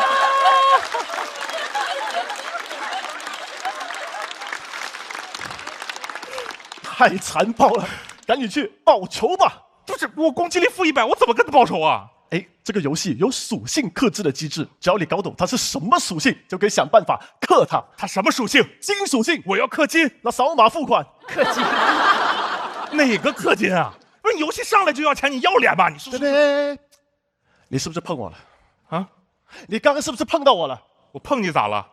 碰一下，致富成功。我别碰了，别碰了！你现在出了这么多钱了，你可以选一个传说武器。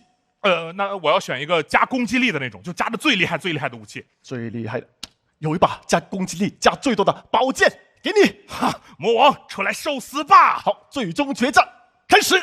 这把宝剑可以给我加多少攻击力？它可以让你的攻击力直接翻倍。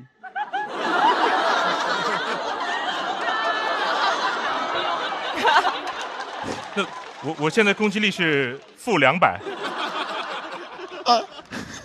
-200的攻击力要砍魔王的话会怎么样呢？按道理说会给魔王加200血。啊！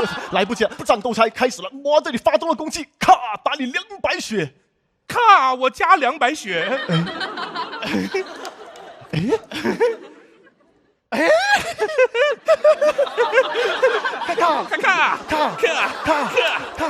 不是，你怎么敢砍自己啊？因为我勇敢。那你干嘛要笑啊？因为我还乐观呢。放弃吧，魔王，就算你跟我2个人联手，都是干不掉我自己的。哦，厉害厉害！那现在这样怎么才能结束啊？谢谢大家。让我们掌声欢迎小雪。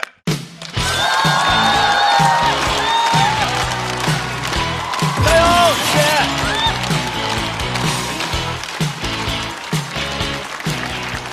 大家好，我是小雪。哎呀，特别开心啊！今年呢又回到了这个舞台。上一季呢，大家认识雪姐姐是一个妈妈，对吧？2个孩子的妈妈。其实姐姐呢还有另外一个身份，我曾经是一名记者，北京电视台。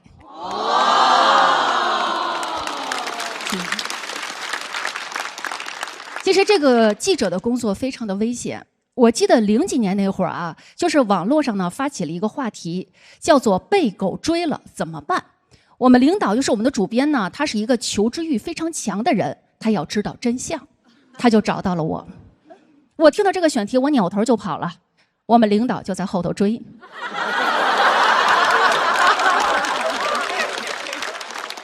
你没办法，你只能去拍做实验嘛。就是我们联系了一个狗场的训练基地，狗基地啊，首先给我们牵来了一条柯基，怎么吓唬那个柯基，柯基也不追我，柯基尿了。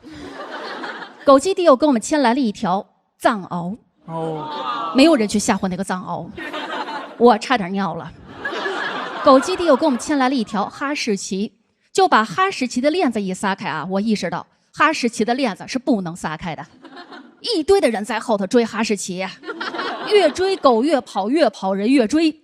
你说你整个镜头拍出来都是人追狗，你说你这新闻怎么播？你倒放。而且我们那会儿呢还会进行偷拍暗访，像什么黑吸棉、黑餐饮、黑作坊。你知道那会儿的偷拍包是什么样啊？是一款老式的黑色的公文皮包，又大又蠢，就夹在这儿，夹在这儿。知道那个隐藏摄像头在哪儿吗？就在包的前头。发现了吧？这款偷拍包最大的特点就是显眼。我要不拿它出去，没有人知道我在偷拍。你不仅显眼，它还显老。你想那个年代，我那么年轻的一个女孩，我夹着这么一个包出门，我们领导还问我啊，再给你配点什么呀？我说你再给我配个老头儿。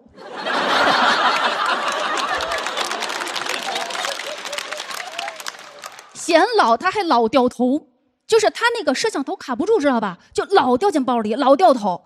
就别人拿的包是路易威登，我拿的是路易16。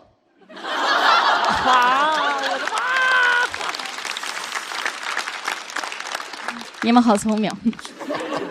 有一次啊，我们接到一个热线电话，是一个业主打来的。他说他一辈子辛苦血汗钱买的房子被坑了，你不管是从房屋质量还是各个方面，都与开发商的宣传严重不符。当时候我跟摄像拎着偷拍包就去了。我们到了那个小区门口啊，就他那儿的保安，他知道今天来的都是维权的，就在他们眼中都是闹事儿的。你知道他们多么嚣张？他们手里牵了一条大狗，那个狗扯着链子冲我们叫。当时那保安真的指着鼻子问我说：“你是谁？”我不怕那个，我说我是业主跟他的朋友们。保安说业主能进，其他人识趣儿的话滚。我们摄像大哥啊，平常看不出来，关键时刻特别的识趣儿，扭头就走了。真的，我不知道为什么，我都懵了。刚才让我们滚那个嚣张镜头多好哦，刚才还是我和他的朋友们，现在我洗单了。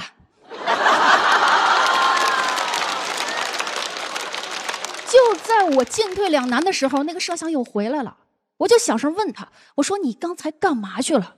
摄像大哥就说了4个字，头又掉了。这个摄像大哥很勇敢，他就指着保安，他说你有种，你把刚才让我们滚那句话你再补说一遍。还得补说。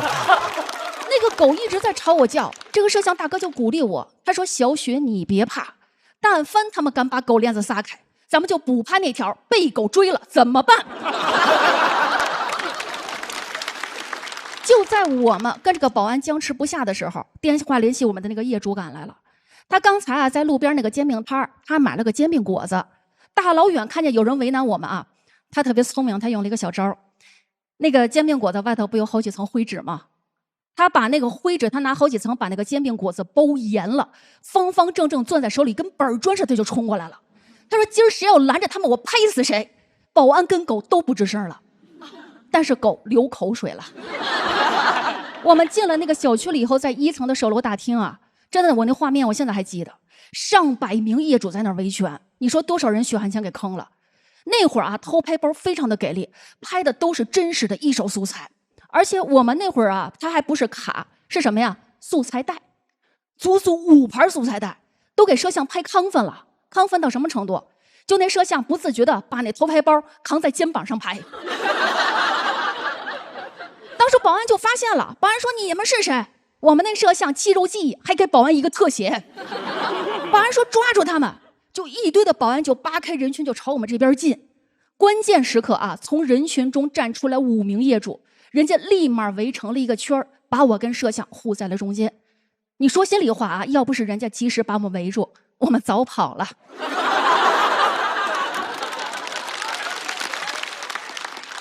你首先你得保护袋子呀，人家5名业主啊，每个人分走一盘袋子，护在自己的胸口。你袋子散出去了，在另外5个人身上，你开发商要告我偷拍，他告不着，他得告5人。但是我们也出不去了，你知道那儿保安吗？他们拿的是那种半人高的盾牌，一堆的保安啊，把上百名业主圈在了中间，人5名业主又把我跟摄像圈在了中间。能理解那个画面吗？圈圈圆圆圈圈。当时候我在那个圈中的位置相当于什么？西瓜最甜的位置。我身边有个业主当时就急了，他说今天此时此刻必须得冲出去，他脸上都冒汗都起青筋了。我特别的感动，我说您别急，今天咱们肯定能出去。他着急，他说一定马上就得出去，他吃那个煎饼果子他闹肚子了。于是越来越多的业主啊加入到业主这个圈子中来，有那么一瞬间啊，业主的圈子轰一下把保安的盾牌给冲散了。我觉得这个就是集体的力量，我觉得集体力量中最大的力量还是来自于那个闹肚子的业主。我事后我都在想，如果当时那个闹肚子业主在里头没有忍住，我们可能出来的更快。后来是业主们他们集体开车把我们护送到北京电视台武警岗厅的门口，大家才把心放下来。5盘袋子重新交换到我的手中，袋子在我手里都是炙热的。业主把那个袋子跟那个煎饼果子放一块儿了。就是他们都难成这样了，他们还在担心我。他们说小雪，他说你在我们小区留下了姓名和联系方式，如果那边要是找你麻烦怎么办？我就说我小雪，我作为记者，我敢拍我就不怕，而且你们放心，我留的是我们领导的联系方式。他现在该考虑的问题是被狗追了怎么办？那条新闻播出去以后啊，在北京市引起了特别大的反响。那一年呢，北京开展了一轮大规模严查和整顿违规地产的专项行动，当时候取缔了很多的黑地产商，同时也端掉了很多无证的煎饼摊儿。这是你们看到的一面啊，你们看到一面非常的好。你们看不到一面啊，就是有些后续，我相信有些观众呢，可能已经从别的渠道知道了。我非常的痛心，但是我从来不后悔记者这个职业。就是好多人问过我一个问题，说啊，你们新闻真的有用吗？我只想说，新闻只要对老百姓有帮助就有用。我是小雪，谢谢大家。来自莱塞喜剧的韩大狗。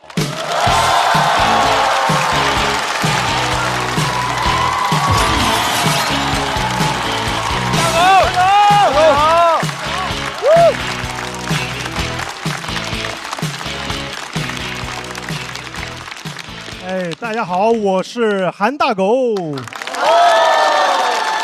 哎呀，很高兴第2年来录节目了，很想给观众留下一些记忆点，也问了其他演员，对我最大的印象是肩宽，还想让我这一季只讲肩宽，一路讲到决赛。那除非我的肩越来越宽。其实我都不健身，但量出来我是中国肩最宽的脱口秀演员，有啥用？导演说我像《猫和老鼠》里那只狗。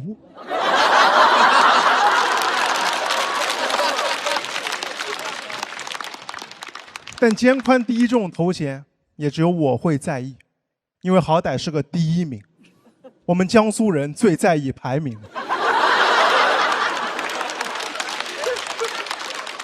每个城市为了争第1，散装江苏甚至能发明出苏超联赛，用中国人最不擅长的足球来决胜负。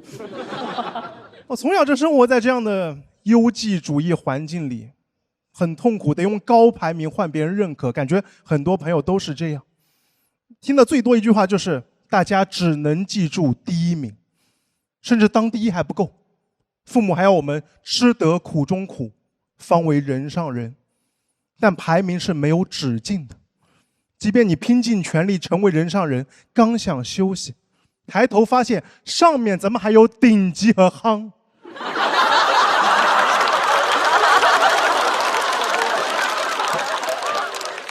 鄙视链的最新版本就是从夯到拉，夯也不只有一个，还能再决出个第1名，夯夯出状元。也不知道为什么最差是拉，还能更差的，索性从夯到窜。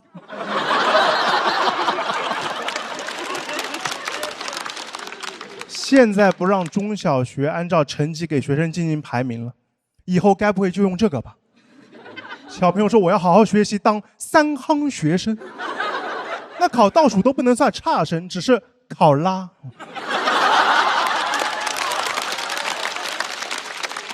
真的，小某书上开放卖 report 都有观众给演员评从夯到拉了，比节目都残酷。去年2轮游的韩大狗算是拉不拉多。但其实我们淘汰早的都没有确切排名，但真有较真的朋友会去一个个数了，然后告诉我是我奶奶。很显然她也是个江苏人，她说她特意数了，我排在第41名，能排出这么大数字的也就《水浒传》108将，我还排不进前36天罡星。我奶奶对我期待很高，希望我能成为第1，但我知道我做不了脱口秀最好的朋友，来节目只敢做最坏的打算。其实上了节目已经是一种成功。我从小的教育告诉我，排名这么低就会贬值，没人记住第41名。想叫自己全国41强，或者50大脱口秀演员，对吧？听着厉害一些。因为生活中几大啥啥的排名一出现，我们有时候都不在意是怎么选出来的，但默认这些是最好的，数字大点都没事。毕竟现在还有什么百大 UP 主，整个唐宋也就选出8大家。但我上学的时候，其实最不理解的就是唐宋8大家，尤其嫉妒里边某些人。你们有人是曾巩的粉丝吗？你们哥哥有作品吗？没进语文课本的都不算作品。说他入选唐宋8大家，因为他是欧阳修最喜欢的学生，欧阳修也是唐宋8大家，懂了，签 MCN 了。还有苏洵、苏轼、苏辙父子3人都属于唐宋8大家，你们仨不是一大家吗？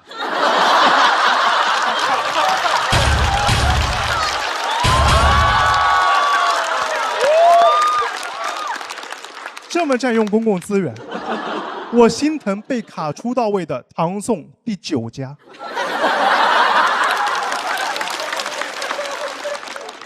我猜是杜牧，他说：“借问酒家何处有？”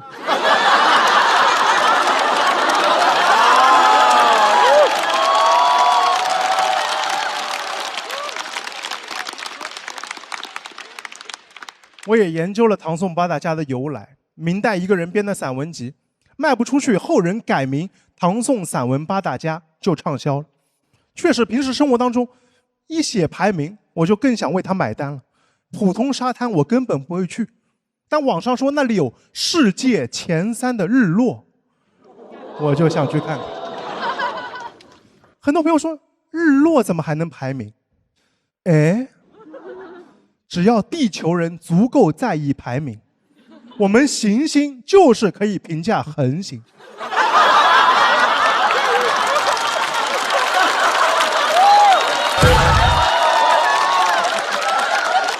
哇，这种观察，这个也太好了吧！我光去还不够，还要去日落最佳观测点。太阳亲口说的，他左侧脸好看一点。也反思过自己，但我发现离开了排名，我就不知道什么是好的。好不容易挤出一点时间和精力，旅游不能浪费在错误的景点和餐厅。东亚小孩最怕做错题了。甚至上个月出国旅游，我特意早起排队，就为了去一家据说是世界第1的咖啡店。说实话，我不早起都不用喝这咖啡。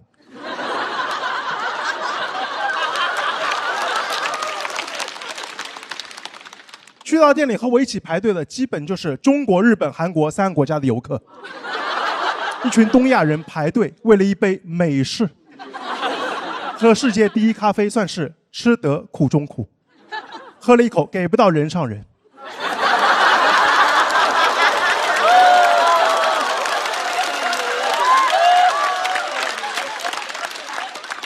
最后全给垃圾桶了，因为太难喝了。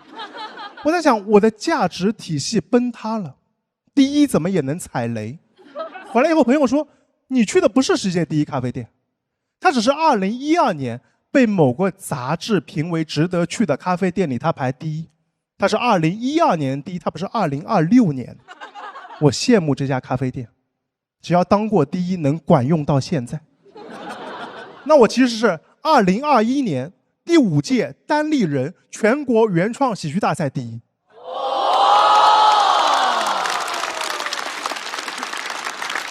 没人知道，但这已经是线下含金量最高的脱口秀比赛。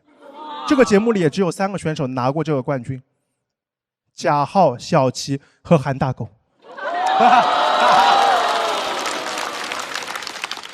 请找出里边的曾巩。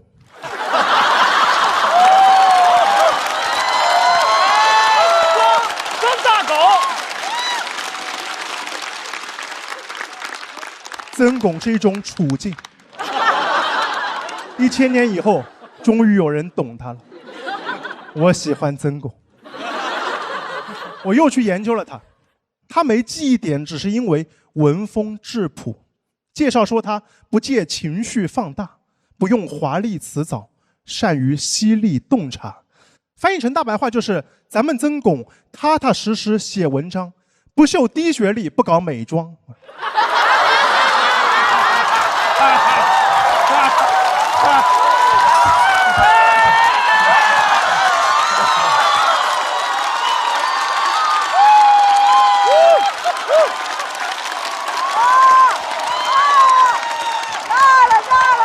杀队友了！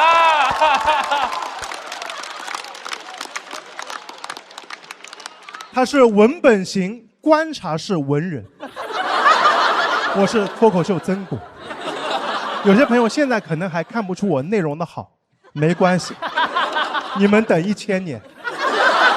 谢谢我是韩大狗，谢谢。掌声欢迎阿赛。加油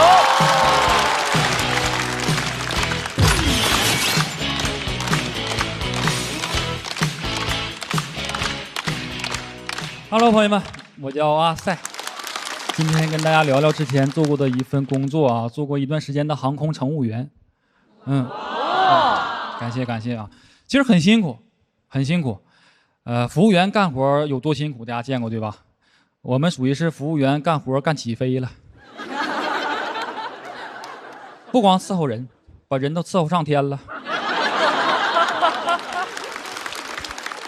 而且有些行业随着你越来越老，就会越来越受尊敬，对吧？比如说一些老教授、老中医。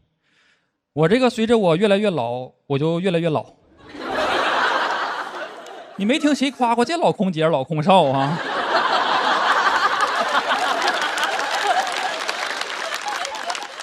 这老空少推餐车推真稳呐，这老空少。然后干的年头多了，就有机会晋升到头等舱，做头等舱乘务员。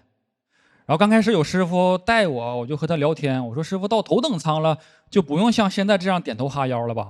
我师傅说对，到那儿需要平视旅客了，蹲下啊，对，要半跪式服务。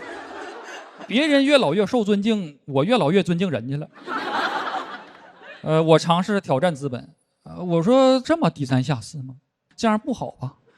我师傅听完了也表示了认可，然后让我去经济舱。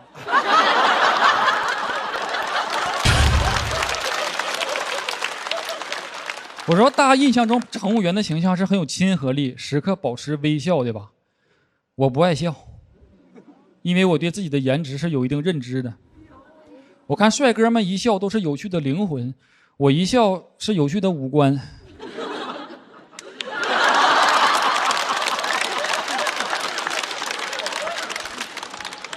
之前有观众说我笑起来像王嘉尔 AI 换脸宋小宝。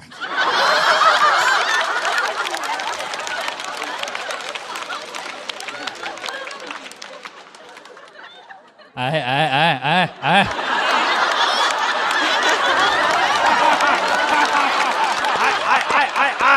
大病喽！聊点别的吧。不知道大家坐飞机喜不喜欢坐安全出口这个位置上？都是经济舱的哈。有一次我负责这个区域，我像往常一样去做职责确认啊。我说先生您好，您坐的是安全出口位置，请问您愿意在紧急情况下协助我们打开舱门，帮其他乘客从这里逃生吗？我以为就2种回答，愿意或者不愿意。但当时那个先生给我的回答是滚滚滚。乌鸦嘴那么丧啊！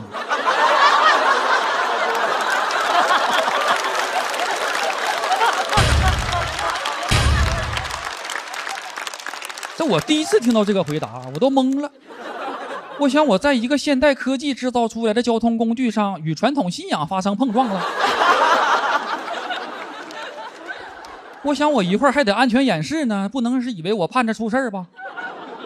我说那不如咱这个安全演示就改成按照信仰自由祈祷一下。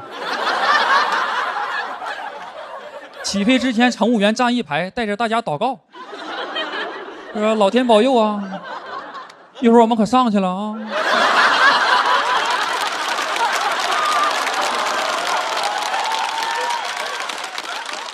祷告完成之后，乘务长广播说：“朋友们，今天稳了啊，安全带解开，下来溜达来吧，来。”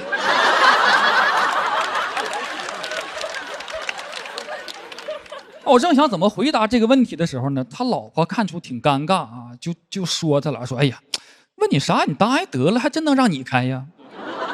你没看新闻吗？那飞机出事了，谁也活不了。乌鸦嘴真丧啊！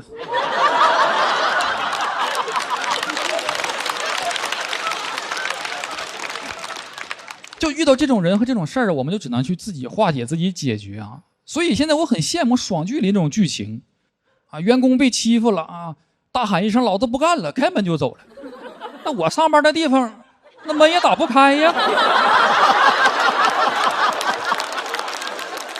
当时不光得做乘务员，我还同时做航空安全员，感觉好像挺没存在感，对吧？大家更多关注的是乘务员。哄着大家吃饭饭、喝水水、睡觉觉。安全员一般在发完餐之后出来溜达一趟啊，好像检查剩饭的哈。但我们做的其实是幕后工作啊。入职之前需要考核体能啊，训练体能，跑3公里、100米，做一些单杠、双杠、卧推什么的。我当时就很担心考核不过，就很焦虑。我上网查怎样缓解焦虑，网上告诉我多做运动去。我努力练好体能，期待被派去飞一些重要航线，保护一些重要人士。当刚入职的时候，只能先飞点旅游航线，飞点哈尔滨、海南，保护点大爷大娘，保护点水果红肠什么的。安全员还有一项职责就是防止劫机。同学听完跟我说，要不咱别干了，太危险了，还有劫机的。我说谁说要防止就是真有人要劫呀？乌鸦嘴那么丧啊！预防是对乘客负责。因为我不是学航空专业的，所以我想提前学习一些格斗技巧。我翻找了国外的视频，看到了一个视频，有一个招式叫闪身夺手枪。他是2个人一组，互相搭档，互相配合，模拟劫机场景，然后训练要求要严肃认真。一个先扮演劫机犯，拿手比划枪，这样指着说：“劫机，劫机，不要动，把手举起来。”然后对面的安全员回答他：“冷静，冷静，那边的乘客怎么了？你看那边。”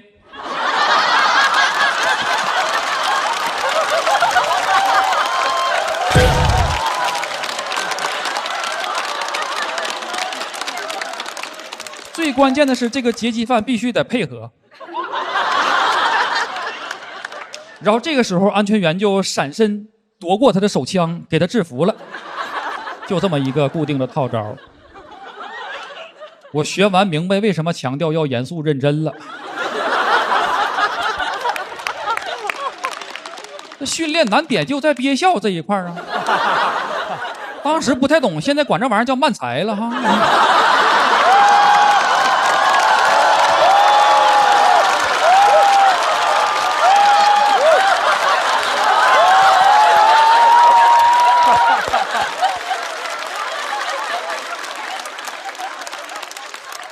我当时在想，这样教不怕有人当真练吗？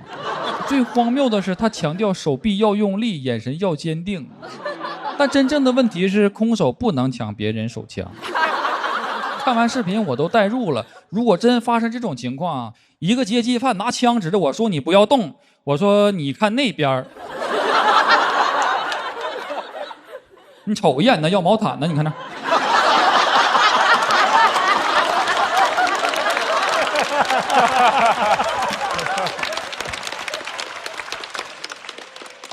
我感觉我掌握了这个招式的精髓了，拿命赌劫机犯好奇心。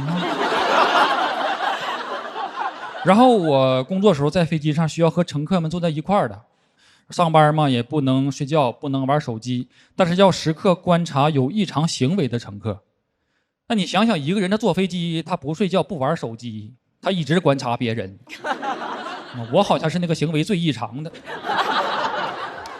观察行为异常有一项原因是要预防那种恐怖袭击，然后有一项特点是穿反季的衣服，比如夏天穿着那种大羽绒服，包特别多，塞得还特别鼓，经常去翻行李架啊。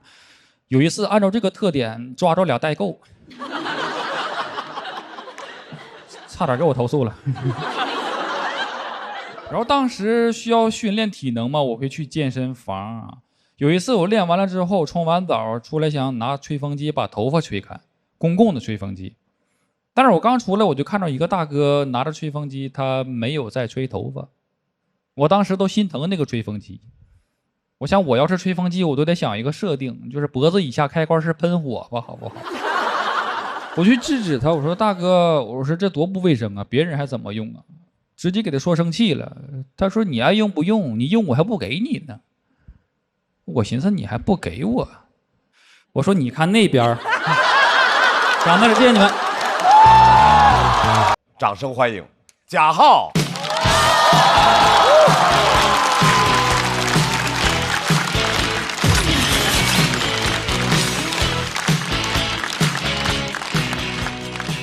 Hello， 大家好，我是贾浩，欢迎大家，欢迎大家，欢迎大家，欢迎大家。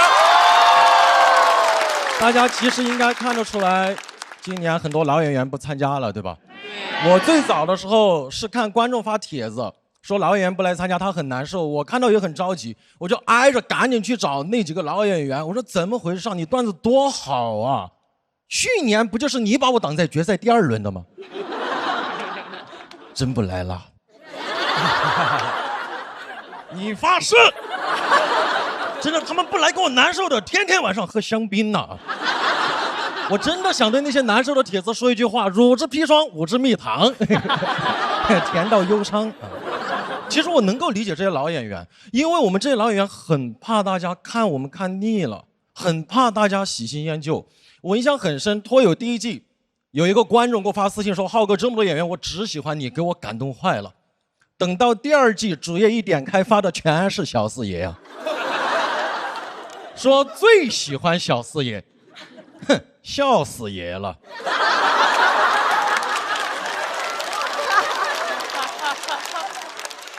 以前只喜欢我，现在最喜欢小四爷，和我玩文字游戏呢。你这又是耻又是罪，不知道的以为雷布斯在开发布会。我真的好想问他一句：不再依赖哥哥算长大吗？因为在我的角度看来，很多老演员不参加有一个原因，因为每年的新人太厉害了，后浪们太厉害了，把前浪们都推进娱乐圈了。前浪们开始去卷什么电影、红毯、综艺赛道，但这个赛道更卷，对不对？不是每个人都可以像智胜这么游刃有余的。哎，哪怕像智胜这么游刃有余，在电影里也有点多余。我以前每次看智胜广智他们去走红毯，营销号就剪他们说走红毯像赶大集，我每次看到真的怒其不争，哎，我没去。直到去年他们带我去星光大赏赶了一次大集，怎么说呢？我们一起给澳门的朋友带去了一群内地土特产。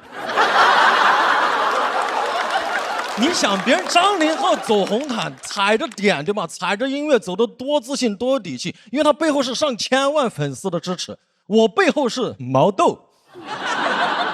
你们有被别人的肚子弹上过红毯吗？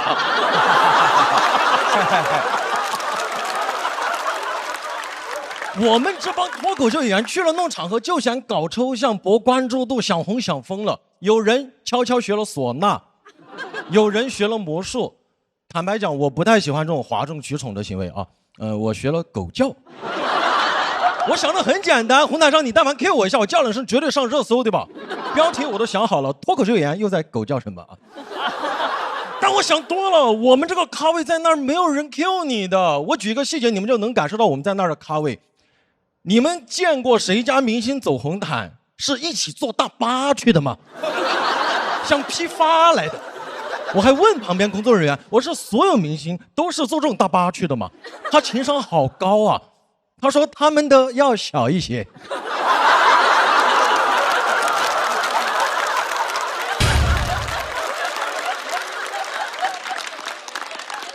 我说哦，中巴。他说你闭嘴巴啊。而且你见过哪个明星自己走完红毯马上排一排看真的明星走红毯吗？我们。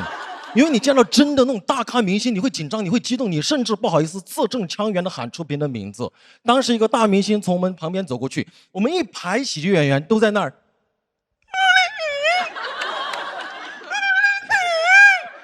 你们听他说谁吗？赵丽颖。你总不可能一排人在那儿赵丽颖，显得你跟别人很熟一样。你让别人赵丽颖怎么回对吧？我们说赵丽颖，他说哎呀浩哥你来了。关键还有一个男明星和赵丽颖一起走出来的，灯光很暗，看不清他是谁。但你想跟赵丽颖走的绝对是大咖对吧？都在猜，还是孟川眼睛最尖，第一个认出来，在那带头在那喊胡歌。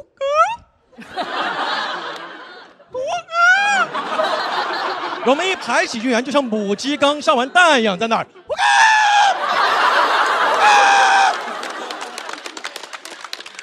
太丢脸了，太丢脸了！我没有啊，我没有，我在那儿。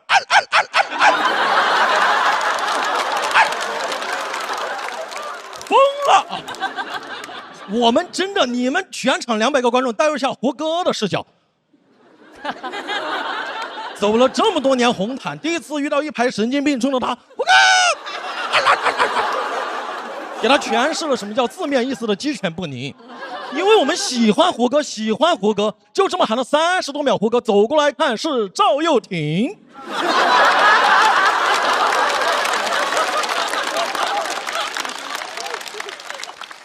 当时赵又廷看着我们尴尬的面面相觑，太尴尬了，我当时脑子抽了，我说赵又廷你看那一边。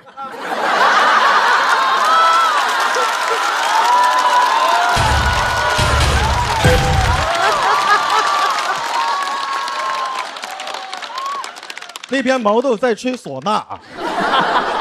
红毯不好走，综艺也不好录。之前我去录过一个和很多公司老总一起的综艺，因为我之前讲过一个职场的段子嘛，导演组对我的定位就是对所有老总进行幽默的调侃，我最后给整成了刻薄的冒犯。因为很多老总值得这样的冒犯。当时有个叫邓总的，说话又油又蹬又跌，说话又长又无聊。他助理还在旁边捧臭脚说：“咱们邓总讲的这些全是当代年轻人喜欢的元素。”我说：“是褪黑素吗？”导演组就在旁边，我就知道说对了啊。后来我就撒开了，我就主持一个环节。聊产品包装，那个邓总就全程在那儿不懂装懂，各种打断别人说话。我就说，哦，这个产品包装确实很重要。你看，像这个女嘉宾就喜欢包，邓总就喜欢装。大家都在笑，只有邓总忍住了。我就赶紧解释，我邓总一点也不喜欢装，你看这个脸垮的。下来之后，导演组说，刚刚这个确实有点过分了，但最后他们播出的时候也没把这段剪掉。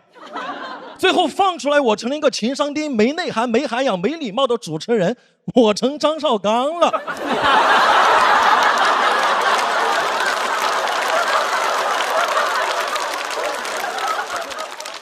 后来我就跟邓总杠上了，邓总在发言，邓总只有3句话，时间关系只能说3句。邓总说：“那我就补充3点。”我说1句了。他说啊，我2句了。他家世好幽默，我们公司的商务都找你。我说邓总对不起，刚刚声音太大了，您再多补充3点，邓总的面子还是要给的。他助理就在旁边酸我说：“哎呦，是所有老总面子都这么大吗？”我当时梦回星光大赏，我说他们的要小一些。但邓总到现在也没给我商务。邓总这个饼啊，我都不稀得点评。要点评，我还不如上大众点评。邓总这个饼我吃不着，但必吃榜的餐厅我吃得着啊！几人拿嘴验证过的，比邓总的嘴靠谱多了。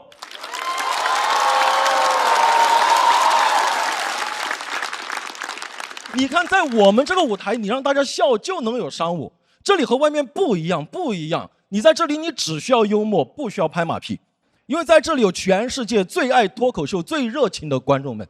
哎呀！这绝不是拍马屁啊！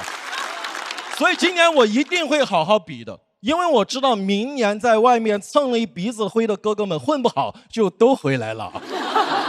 在外面混得不好的那些哥哥们，老演员放心吧，我会协助好大家，看好我们这个家的，因为我学过狗叫。大家晚上好，谢谢。掌声欢迎阿秀。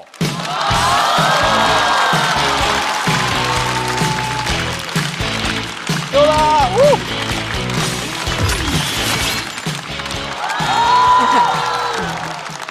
谢谢大家。我自我介绍一下，我叫阿修。我想先问一下，我们现场有没有追星的朋友？啊，我也是，我追过10多年，而且中日韩欧美饭圈全都混过，百家饭。如果今天有朋友被我冒犯到，我提前道歉，好不好？对不起 ，sorry， 미안해，すみません。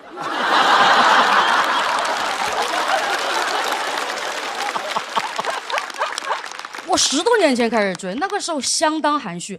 09年，我喜欢一个欧美明星，背下了他的本名，真的需要背哦 ，Stefania Joanna Angelina Geminotta， 缩写是 Lady Gaga。我背了2个晚上。你知道现在粉丝叫他什么吗？妈妈。因为现在的粉丝会根据偶像的形象给他排一个家庭角色，很方便理解的。鲁豫妈妈、闫妮妈妈、邵刚、宝宝，看着你就饱了。请不要讽刺我的审美，我只是觉得讽刺张老师很低级。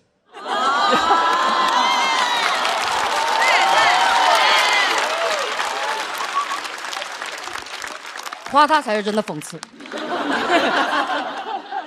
我的审美真的还可以。我追的是女儿，比我小3岁。10年前我追的一个养成系，没养成。我追星是追一个想成为的自己，他是不仅想成为一个非常优秀的演员，他还想坚持完成学业，太稀缺了。我都很难完成学业。因为我的大学和专业都是家里选的，我根本就不想学英语。谁想学啊？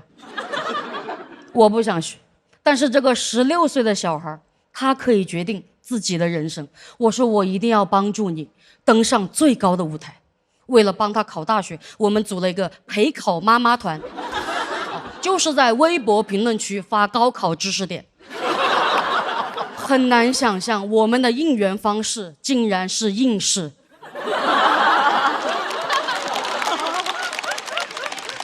分工协作，他们说只有你一个人是英语系的，你就是英语组组长。我说我不喜欢英语，他说那你为了他学英语。我说 class begin。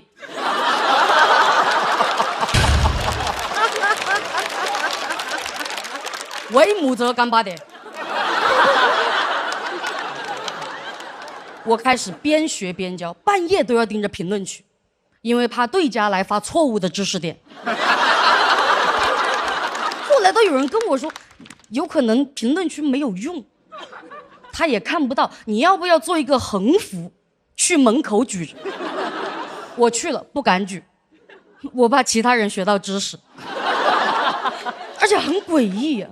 其他人的横幅都是妈妈爱你，我们的横幅妈妈爱你是现在进行时，你爱妈妈是虚拟语气。哇！真的为了我的女儿，我学的面相都变了，我这个脸越学越方。有一天起床照镜子，多邻国头像。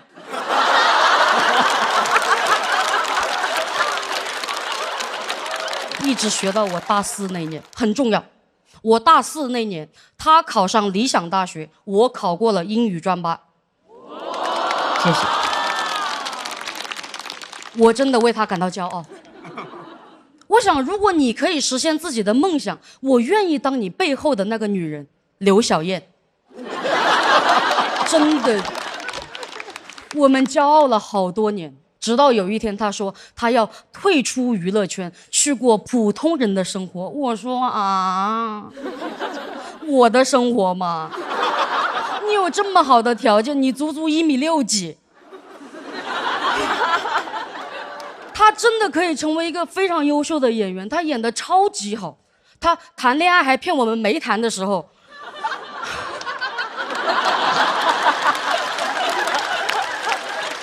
演得超级好，好到我都不在乎他是不是谈恋爱。我说你有这么好的演技，为什么要来骗我呀？我们不是世界上最亲密的关系吗？我是你的英语老师，你就哪怕是告诉我 tell me，我会替你保守你的秘密 ，secret。还在教英语。为什么要恋爱 lie？ 接受不了。我朋友想安慰我，他把我拉进一个心碎粉丝互助群，300多个人，都比我惨。追的都是男偶像，因为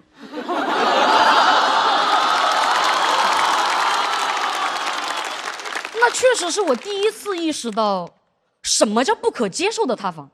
因为你只是谈恋爱，房子是不会塌的，你房子里有很多人才会塌的。大家都是被完美的正面的宣传骗进来，最后才意识到，就是普通人，人就是会有缺点的，只有正面的硬币就是假币。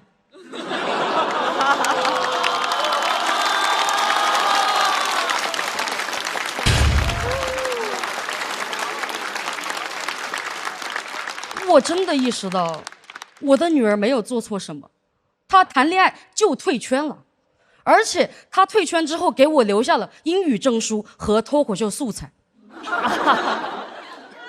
她退圈把我养成了。哇！因为这个线上最高的舞台是我走过来了，当然线下我也在演我们的笑马巡演。我每一站都会看见几个粉丝在门口从下午等到晚上，跟我当年一模一样。我想起一句话，宴请年少的自己。我走过去说：“你好，要合照吗？”他说不要。我说那签名，他说也不要。我说完了，找小齐来的，找小齐的。我内心的恶魔这么说，但其实不是。他的原话是：“我就想来看看你们，能见一面就够了。”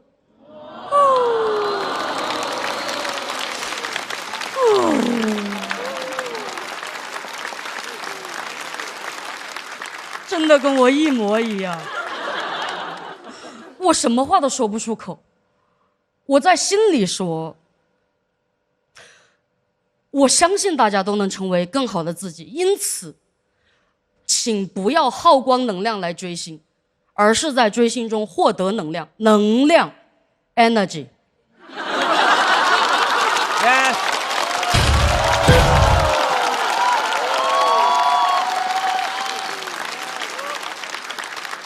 这也是我今天分享给各位的最后一个单词。感谢同学们，下课了。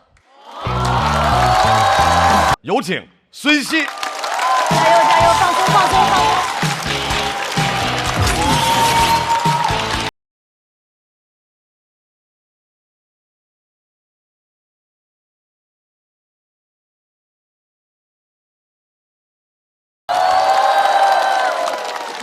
我之前是一个影视公司的法务啊，去年在节目上讲了吐槽哥哥们发假声明的事情啊，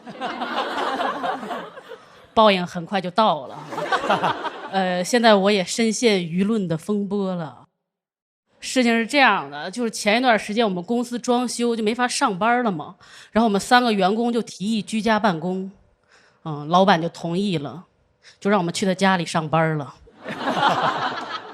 就是老板居家，我们办公，这一办公就了不得了，就开始有人传说孙熙和他老板谈恋爱了，不仅一起住，还养了2条狗。真的，老板没养狗，他们是把同事当成狗，所以这个谣言吧，有鼻子有眼，但是没有脑子。我当时刚听说的时候，你知道我特别的生气。我觉得我去老板家上班，我已经够憋屈的了，你们怎么还能传我爱上我老板？我就那么变态，我这么爱上班啊？真的，我没有办法爱上他，因为我不喜欢这种上门服务的感觉。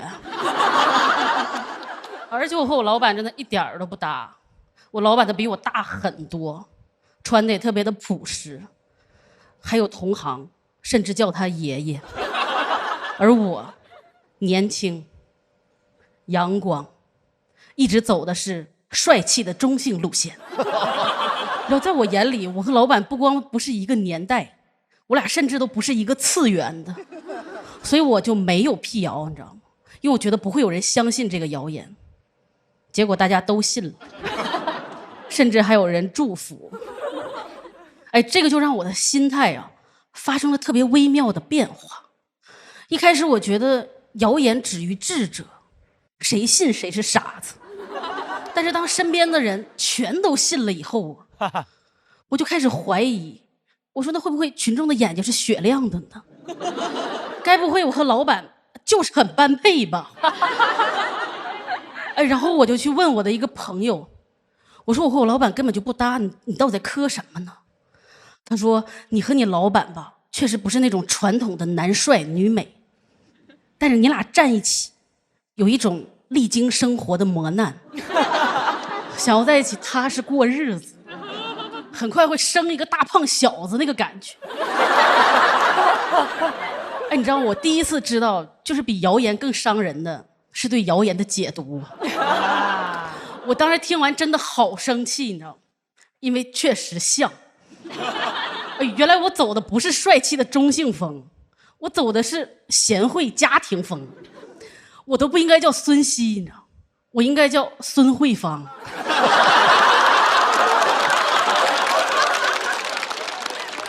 然后我也是第一次知道啊，原来帅气中性风和贤惠家庭风是如此近似的两种风格，真的有点伤害到我了。因为我其实是特别讨厌家里边催婚，然后我才保持这种胖胖的中性形象。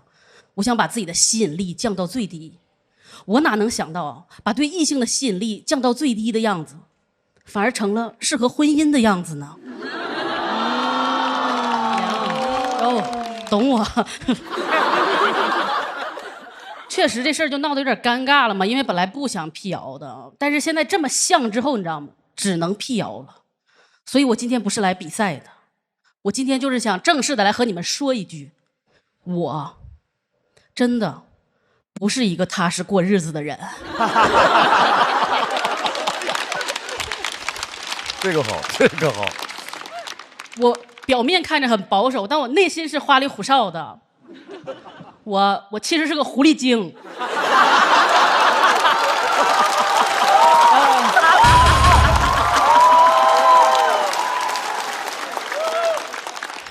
我不敢表现出来，因为我不想脱离群众。你们不要直视我，我会偷走你们的心。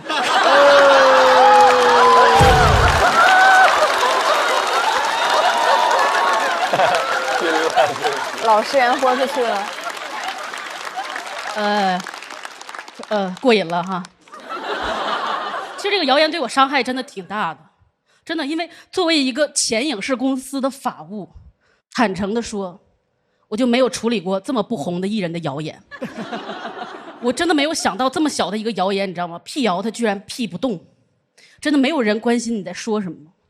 有一次我的朋友他听到别人在传我的谣言，然后他立即冲上去帮我解释，他说我问过孙熙了，他没和他老板在一起。然后那个人就一脸正义的盯着他说，啊，孙熙说没在一起就没在一起呀。哎，他好坚定啊，他在捍卫那个谣言，好像他对那个谣言有什么知识产权一样。就是他什么都不知道，但是他就把它当成信仰，你知道吗？他不觉得自己在传谣言，他觉得自己在写史记呢。然后就是这样的人，就导致我本来一个应该是不攻自破的谣言，结果久攻不下。我现在人都有点魔怔了，我看什么都像谣言。有一次不知道谁提了一句，他说吴刚伐桂树是因为暗恋嫦娥，我一下就生气了。我说他俩只是都在月球上居家办公而已。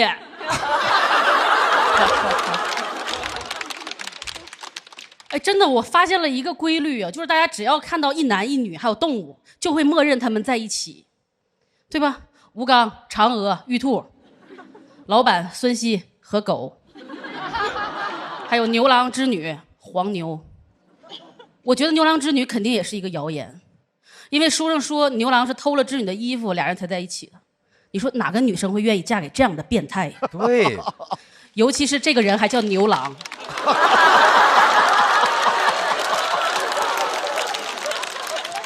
我我真的我完全都能共情到织女听说这个谣言时候的心态。她肯定一开始也没有着急辟谣，她心想：哎，我一个仙女哎，她一个牛郎，谁会相信我们在一起？然后大家都相信了，织女开始反思啊，该不会我和牛郎有些般配吧？然后她想着想着，突然发现，哎呦，我这个叫织女的名字显得有点过于贤惠了。然后织女她都疯了，她说：我一个神仙都不食人间烟火，你们该不会认为我喜欢他是过日子吧？然后他就和我一样，开始紧急的辟谣，他在天上画下一整条银河，告诉大家说，我们真的一点关系都没有啊，我们离得很远，不要再靠过来了。这个时候又有好事的喜鹊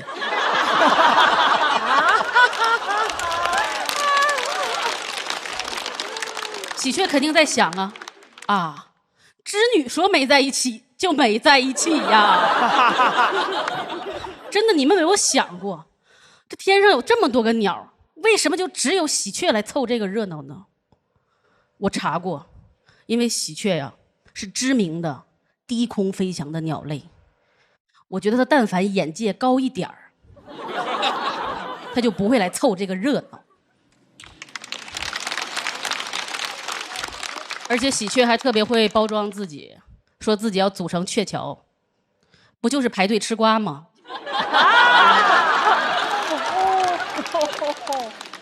我觉得我们都低估了喜鹊的野心，就是它一个不太会飞的鸟，然后居然敢吹牛去飞银河，它属于加戏硬蹭，它一定要成为谣言的一部分。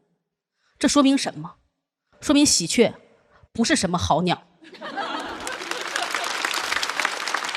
然后我已经辟谣大概有半年多了，确实就是越辟谣谣言越稳固，那正经路子都走不通呢。我也打算尝试邪修了。我感觉这个谣言呢，它就像热搜一样，没有办法凭空消失，只能你买另一个热搜把它压过去。所以我也打算如法炮制，我要以身入局，造谣我自己。我打算明天就出去说，我说孙熙啊，其实是个男的。讲到这里，谢谢大家。让我们掌声欢迎步惊云。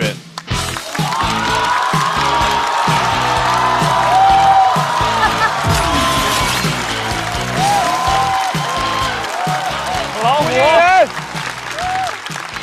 好 ，Hello， 大家，我是步惊云，大家好吗？啊，好美，谢谢啊，谢谢，确实看人真准啊。其实除了变美，去年还有一个变化，因为我去年开始巡演专场了，真的很忙，所以我老公就离职了，开始当全职爸爸。哎，一开始我觉得这样挺好的，但这日子一长啊，我感觉我不对劲儿了。有一次在外面忙了一整天，我刚进门，我老公穿个围裙冲出来问我：“哎，你知道西红柿都多钱一斤了？”说完他就走了。太有性缩力了，我想冲上去把他围裙撕了，但想到这我又突然很惭愧，我说啊，怎么能嫌弃他？当初是我给他说，孩子还小，家里更需要你，我就跟着进了厨房。他在那洗碗都没戴手套，我加急下单了3双，他拿到手套说：“哎呀，这些小事你别管了，你忙外面大事就行。”我拍拍他，别这么说，你的事就没有小事。给他感动的呀，但我其实心里也在想，满手葱姜蒜的味道，我还怎么碰你？怎么现在违心的话张口就来？他成天带孩子都快没朋友了。有一次我说：“哎，你今儿出去找你朋友吃个饭聚一下哈。”他说：“哎呀，不想去。”你不就是我朋友？给我难受的，我从来没把他当朋友。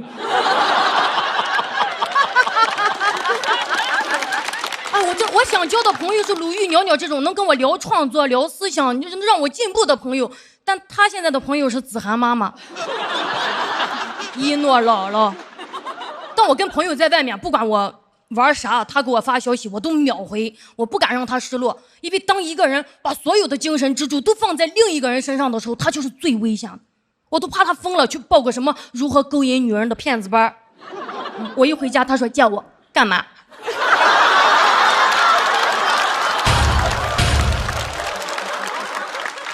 身体直接摆成 X 型。哎，自从讲了我挣钱，他顾家的事之后啊，老有人说啊，这就男女角色互换的性转版。我真的很讨厌这种评价。什么叫角色互换？谁规定就得爸爸出去挣钱？不用吧？我觉得两个人谁适合干啥干啥，对吧？他也可以温柔细心爱付出，我也可以养家应酬爱撒谎。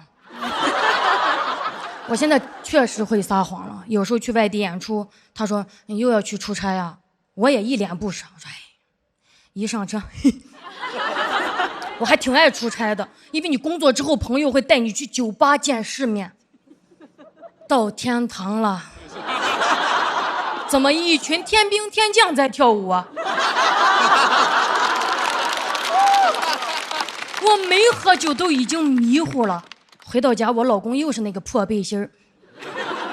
怪了，我在外面玩的越开心，回家就越想补偿他。打开直播间给他疯狂下单，我说看这个皮衣喜欢吧？他说啊，这太个性了吧，这咋穿得出去？我心想，外面男人都成啥了？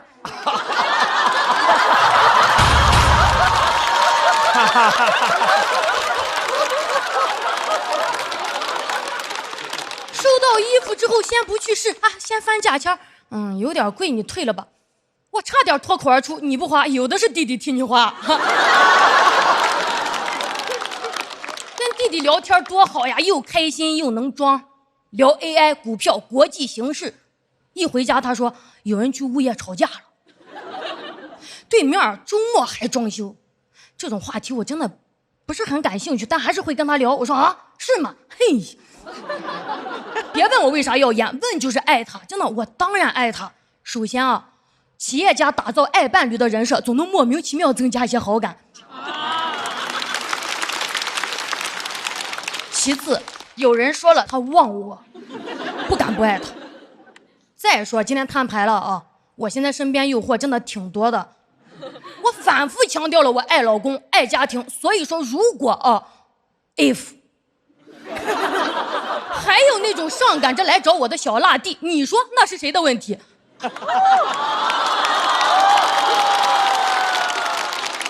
少说我渣了，我心里很清楚，外面男的图我啥呀？啊，偶尔逢场作戏，开心一下得了。有人还担心呢，说不姐，你节目里说这些，姐夫看到了多伤心啊！放心，姐夫不看任何收费的节目。哪舍得一张会员卡买几斤西红柿了？当然，我说这些并不觉得我就过得多轻松啊！我工作的压力从来不会跟他说。有段时间我们剧场连着亏损，投资被坑，然后求合作还被拒绝，反正吃一肚子瘪。我回家推开门，一股饭香味，阳台上晒了2排衣服，连孩子的鞋垫都掏出来洗了。他问我：“你今儿弹的咋样啊？”我说：“挺好的哈。”说完我就进书房了，开不了口。这种活我也干过，我知道他今天也很累，我就坐那儿发呆，想刷会儿帅哥放松一下。他端着一杯茶轻轻地走进来，特别体贴，喝吧，不烫。我尝了一口，烫死我了。是不是看见我刷啥了？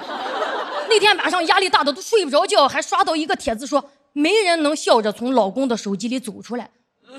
我想不至于吧，偷看了一下，一看果然破防了。他微信置顶2个群，孩子班级群、小区水果团购群。一个非常社恐的人，聊天记录全是在吗？帮我砍一刀，都没人回他。哎呀，那一刻心里五味杂陈的，难过、羞愧。他求人砍的每一刀都扎在我的良心上。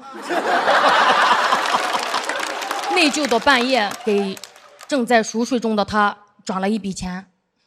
傻瓜，助理怎么不叫我啊？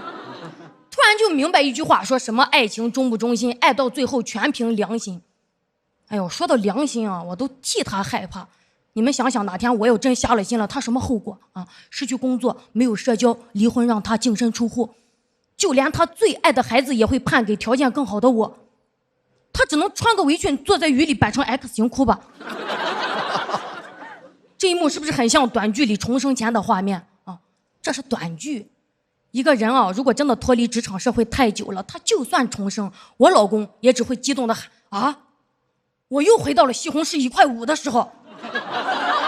这一次我要夺回属于我的1筐。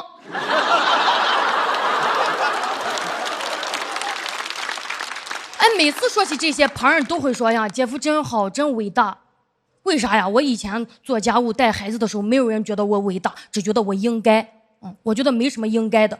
有一次就很认真的跟他谈，我说，哎，你要真在家难受，你出去上班我也支持你哈。他说不要。你别说啊，其实在家这一年照顾你们，还真是我最幸福的一年。我老公天生是妻子。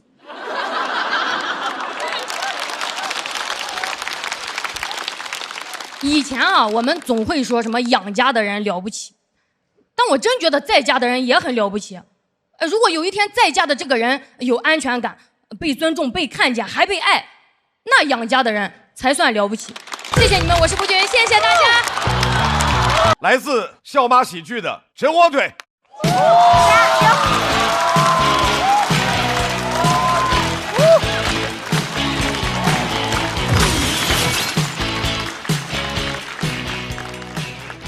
谢谢大家，我叫陈火腿，我来自长沙，很感谢大家陪我们录制陪到这么晚啊！看脱口秀确实也不容易，脱口秀大家知道对于观众的作用就是让大家笑嘛，其实对我们演员也有作用，就是消解痛苦。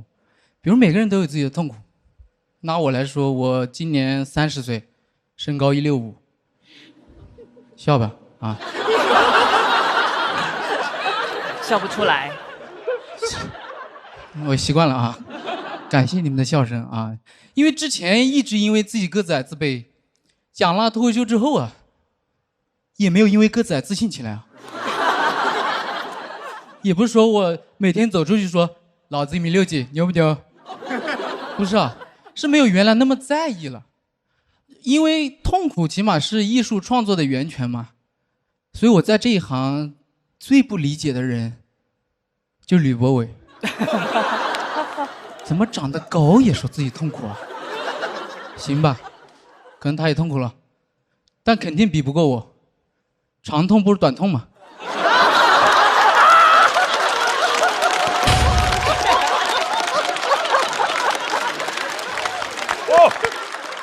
但是大家看得到，我依然选择跟他组队，还是要跟他玩，因为人还是要向上社交，你知道吧？是这样的，我之前为了长高做了很多努力，比如我爸妈都不知道，我高3的时候背着他们偷偷买过增高药吃。哦，没吃过吧？没有，别吃没用。但是当时2012年我刚开始网购，根本不知道商家还可以自己刷好评的。我一点开评论区看，他们说吃了都长高了。我说不可能都是假的吧？而且商家特别精，他特别了解自己的用户啊，是一群想长高想疯了的小矮子，就是只要说长高什么都信呢。所以他连那个广告都打得特别敷衍，他就是用 PS 把一个人拉长了，就说他是吃药长高了，一瓶药288，说吃了长15厘米。哇，这么假的广告，我当时看了我都在想，我是买1瓶还是买2瓶？先买1瓶试吃一下，1.99米有点太高了。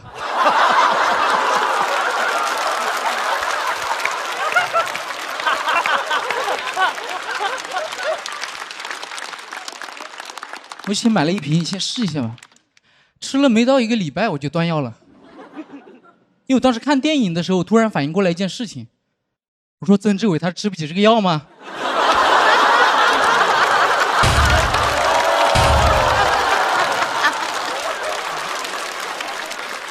这玩意儿长脑子，然后到大学我也没有放弃，还是很想长高。我有查的，他们说倒吊能长高。就是把一个人啊脚朝上头朝下那么吊着，就跟你在丛林里面踩到陷阱一样的，但是能把你吊着拉长。我又买了一台倒吊机，啊，那东西特别大，2米多。然后买回来之后装好才发现，这玩意儿最难的地方根本不是倒吊，而是我在寝室公开吊。那感觉怎么说呢？还不如上吊，我讲实话。我就是因为羞耻才偷偷买增高药吃的。我现在要当人家面子那里吊，因为寝室每进来一个人就要问我你在干嘛。我随便吊着玩，你别看我。吊了整整1个学期，我只能说这倒吊机真的有用嘞，用来挂衣服了。那衣服越拉越长，我穿上更显矮了。这样说。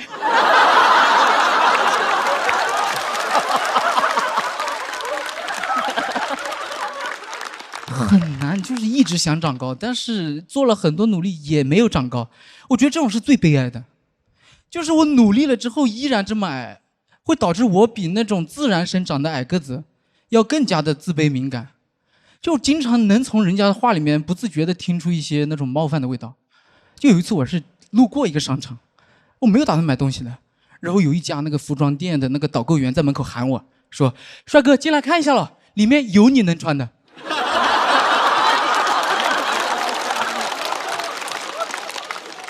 我说什么叫有我能穿的？我裸着来的。然后朋友后面还问我当时怎么回应的，我说还回应什么？我赶快走了，不然怎么样？我当他面长高给他看。然后他说哦也是哦。哎，那一般像你们这种去哪里买衣服啊？我说什么叫你们这种？他说不，这个话问的不对。那一般你去哪里买衣服？我什么叫你去哪里买衣服啊？太急了，他说你干什么？又不是我把你生这么矮的。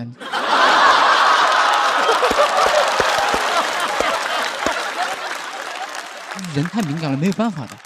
好在现在有脱口秀，所以真的很感谢大家。那你说像之前又没有脱口秀又长不高的时候，这种自卑的痛苦靠什么来消解呢？就是靠亲生父母的安慰，那种火上浇油的安慰。我妈在我自卑的时候跟我说的最多的一句话就是：“莫急，你是长得晚。”我28岁了，她还在说。我有一天我真受不了了，我说：“长得晚是吧？长得晚啊！”我指着我1.6米的爸爸说：“他也是吗？”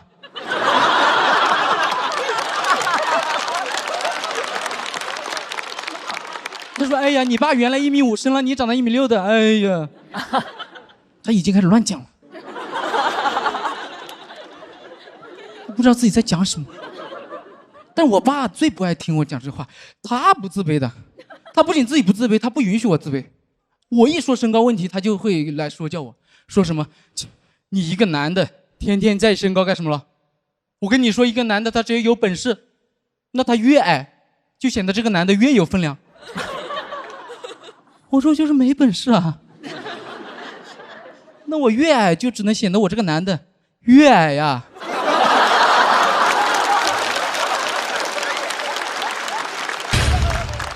他说你矮，你搞点本事出来呗。你像那个法国那个拿破仑，他矮不也就1.6米几，但人家建立了一个法兰西帝国，你看谁敢说他矮？我说你不在说他矮吗？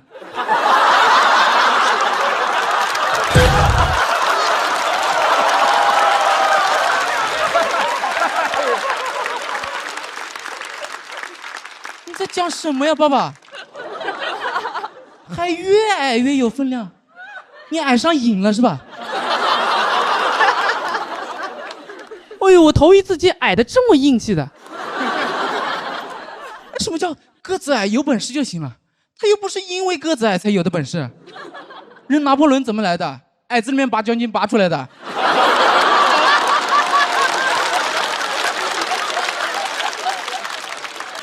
而且有没有可能人长得高也不影响人家有本事嘞？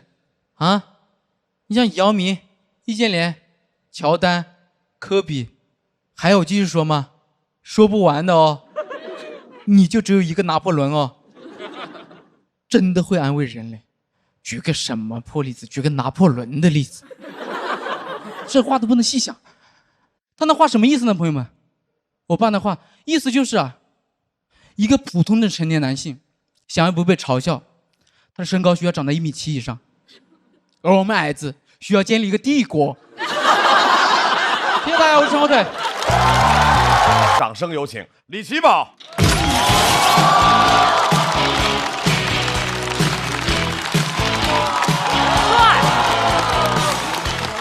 介绍吧，我先自我介绍，我来自一个老一线城市，铁岭。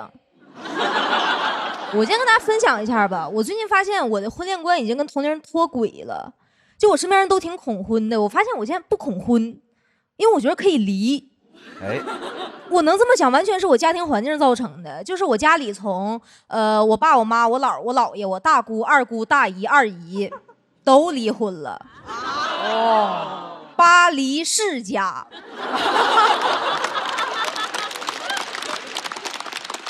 我都不是一个单亲家庭，我是一个单亲家族。我出生的时候，所有人就已经离婚了。我小时候以为人生来就是要离婚的，导致有人跟我说什么女人不结婚不完整。我说光不结婚就不完整吗？你不离婚也不完整啊。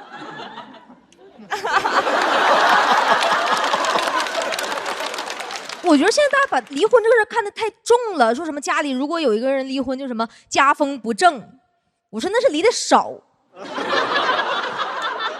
你多离多了，在我家就是家族传承。而且现在还有人就是说什么就是单亲长大的小孩原生家庭有问题，我说实话朋友们，我都分不清哪个是原生家庭。太多了，有丝分裂了。从小就有2副姥姥姥爷。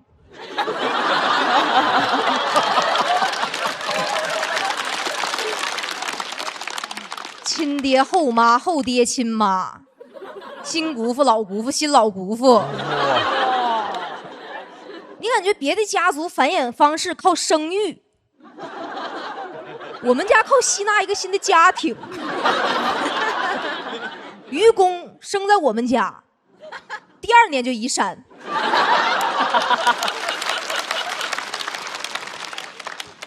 而且知道之前有段时间特别流行那个家族树状图，你们知道吧？我家那个套路你都看不懂，别人都是祖宗一个往下开，我家那个最下边就我一个，往上开。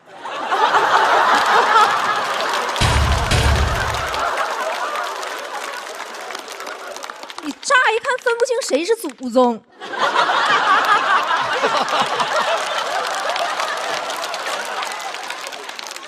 而且你知道家族变多就是其实也有烦恼，太多了，你过年得走好几家吃饭，我到哪家哪家开始煮饺子放鞭炮，到哪家哪家煮饺子放鞭炮，我说咋的，我是年兽啊。但也有好事儿，家族多会有一些量变，压岁钱会量变。他们之间甚至会进行一些就是博弈、内卷。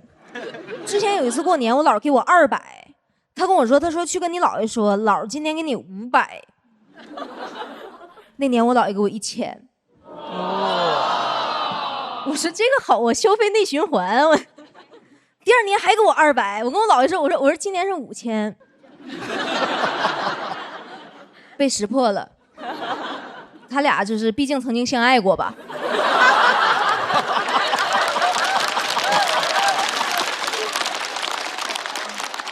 我家里是我姥离婚以后带着我妈，我妈离婚以后带着我，母系氏族啊。小的时候有段时间其实比较自卑，觉着是不是跟那种双亲的同学有什么不一样。我后来去问了一下我那些双亲的同学，我发现没有区别，他们也总见不着自己爸。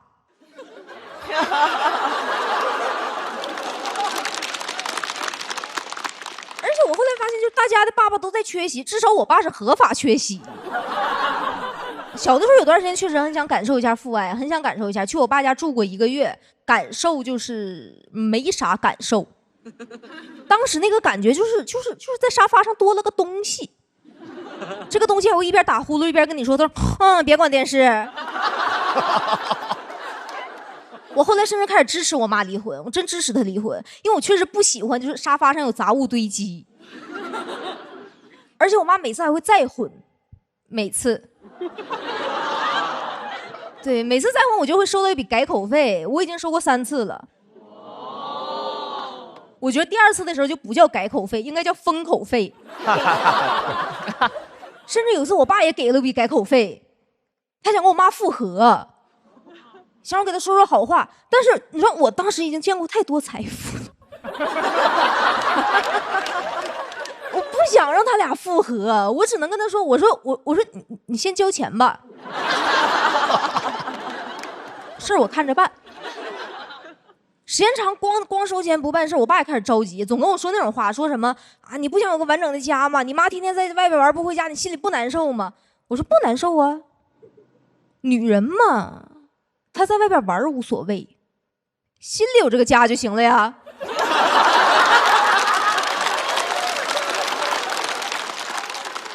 我觉得我对婚姻这个事没那么看重，也是因为我妈对这事看得太轻了。有多轻呢，朋友们？就是我甚至有一次我妈结婚，我是搁朋友圈里刷着的。我当时一看，我说新娘好眼熟啊。我娘，我气坏了。我说怎么我爸一直在缺席，我妈一直在开席呀？我当时还挺生气，确实挺生气。我说这么大的事你为啥不告诉我？最近手头还挺紧的。他跟我说他不是啥大事儿，没准明年就离。天下没有不散的宴席，但妈这个是流水席。所以我的婚恋观一直很模糊，朋友们。有一次谈恋爱的时候，对方总问我说能不能一辈子跟他在一起。我说你就是往好了看，保底有个1年半。因为我觉得婚姻最好的状态就是像我妈一样，可以在这座围城里杀他个7进7出。我前段时间才知道，就是现在还会有人有离婚羞耻，不敢结婚恐婚。朋友们，我觉着其实不要害怕，我觉得可以结，可以结。因为你知道，我发现婚姻虽然是围城，但是它这个城口它没有守卫，只有我在入口收费。掌声欢迎我们的老朋友吕博伟。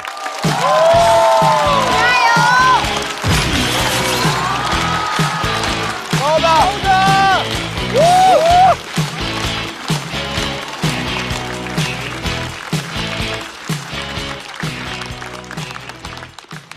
好的。嗨，嗨，你们好啊！我是真火腿的屏风啊，我是吕博伟。我今天对阵白小白老师。哇哦，他是大明星，他有7000万粉丝。哇，7000万！哎，朋友们，咱这节目我偷摸上好几年了，到目前为止涨了200个粉丝。200个粉丝什么概念？朋友们，你去买200粉丝，6块钱。6块钱，6块钱。1年200个，7000万，再上35万年。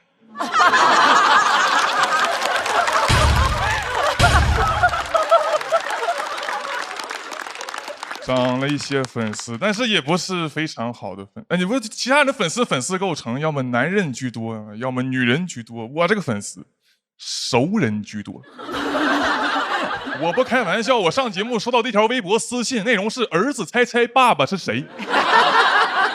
我说爸爸，这也太难猜了。爸爸，你该不会是妈妈吧？还真没猜对，是我大学舍友。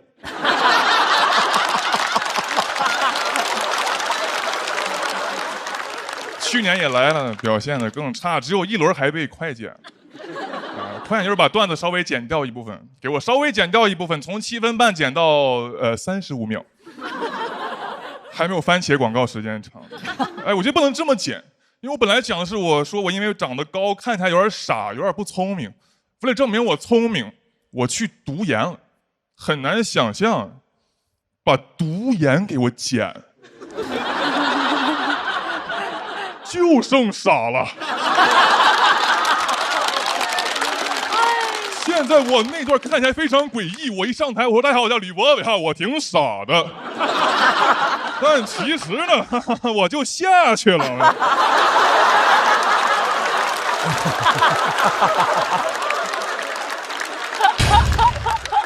最让人生气的是播的时候弹幕上满屏幕都是2个字，确实。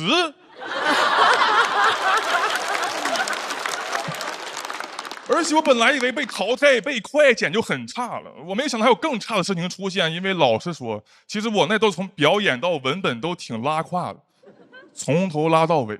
但是在整体这么拉这个情况下呢，我还是有一个地方没有拉。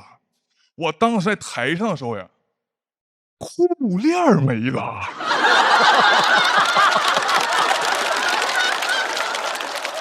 也是弹幕发现的。当时我都快疯了，我说人怎么能失败成这样？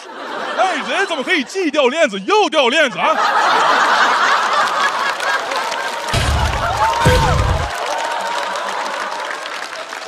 当时我上去讲段子没人笑，我还以为是因为我开场，没想到是因为我场开了。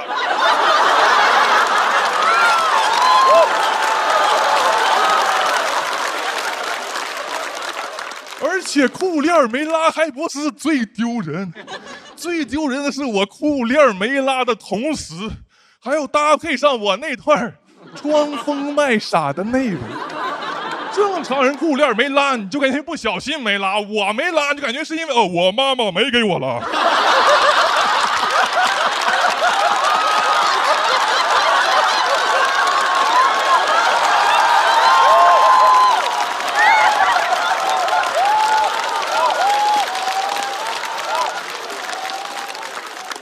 还有人给我发消息问我，说你为啥没拉？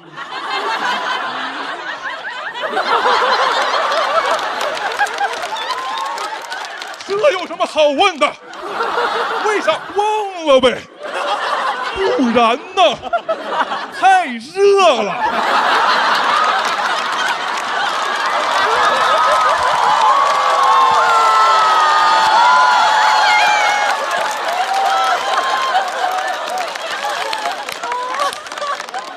被淘汰还是非常难受的，但好在我还是跟我几个朋友们一起来，他们真的在被淘汰非常难受的时候，给了我非常多的嘲笑。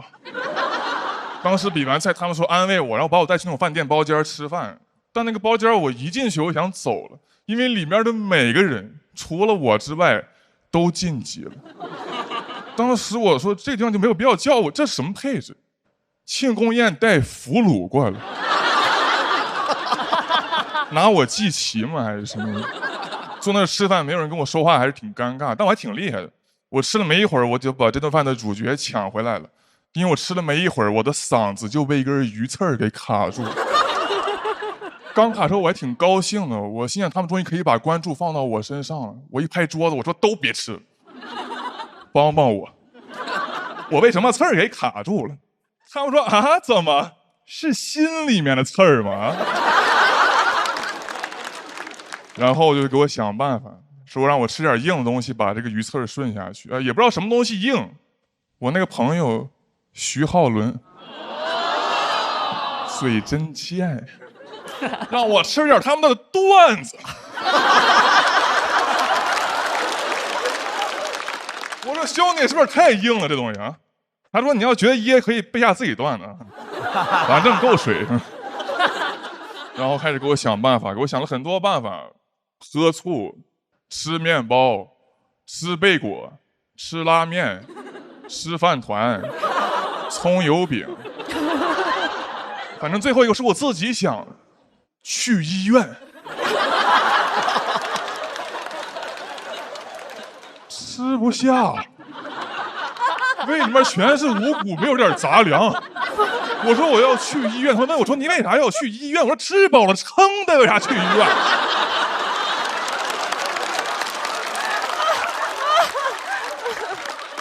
到了医院开始拔鱼刺儿，我还知道打麻药，很狼狈。当时大夫拿钳子夹住我舌头揪出来，往我嘴里喷麻药，给我吓坏了。因为上次见这个造型是我们家猫绝育时候，你知道吗？我真怕呀！一会儿一睁眼，大夫说啊，手术很成功，给你取出来了。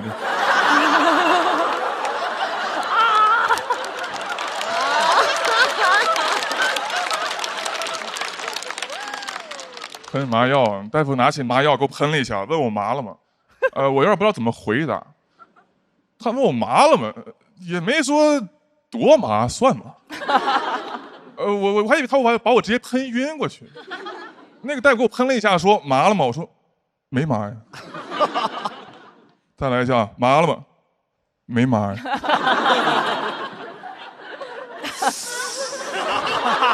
再来一下，麻了吗？没麻呀。麻了吗？没麻呀。麻了吗？没麻呀。麻了吗？没麻呀。反正最后鱼刺是拔出来了，嘴完全没知觉。合不上。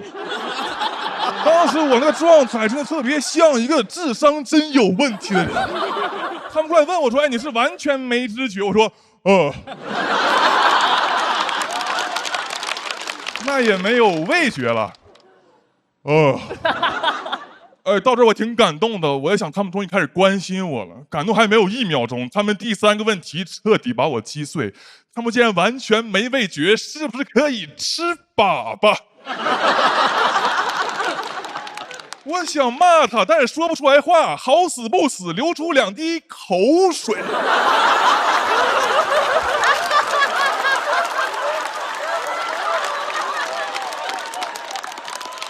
麻药的劲儿第2天就过去了，比赛输了1年还没缓过来，输麻了。我记得呼兰哥说过，他说笑不是生活的解药，笑是生活的麻药。我觉得输才是生活的麻药，赢是解药。谢谢各位。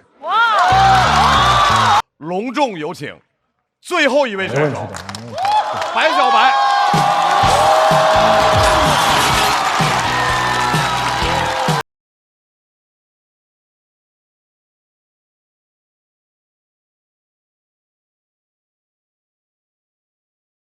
我是白小白，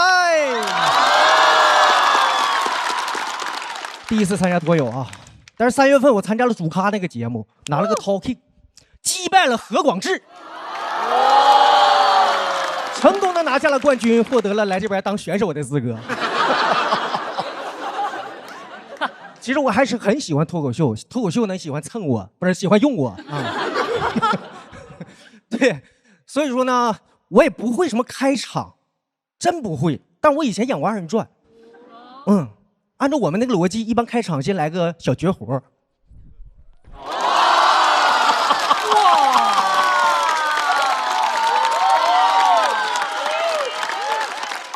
非常简单，掌声激烈，跳回来。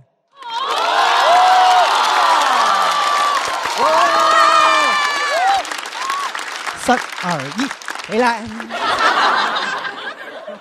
脱口秀观众这不挺好骗的吗？在你们印象当中呢，我应该是网红喊麦、花手那一挂的啊。就是我刚才我说我叫白小白，你们很明显感觉我没说完。就在你们心里，我应该是这种，就是这我姓白，白小白，追我的人排成排。我姓白，白小白，给我鼓掌发大财。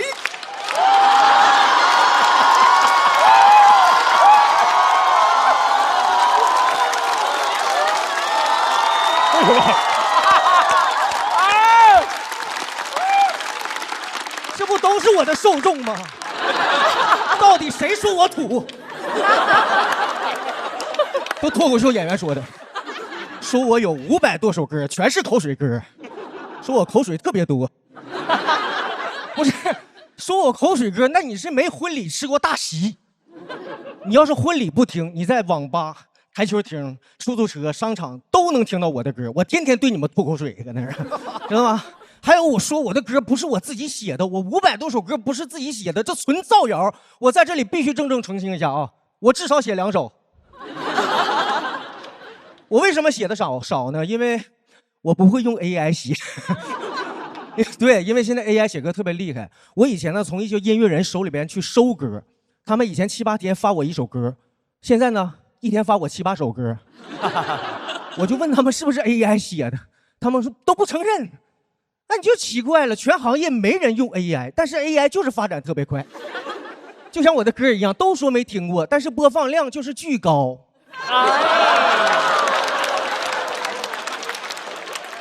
AI 现在不光能写歌，还能唱歌，你都代替歌手唱歌了，你说多危险啊！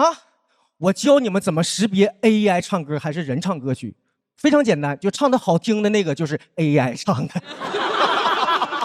你像那首歌，大家今天都唱嘛，就那首一天一天贴近你的心，这首歌就不是 AI 唱的。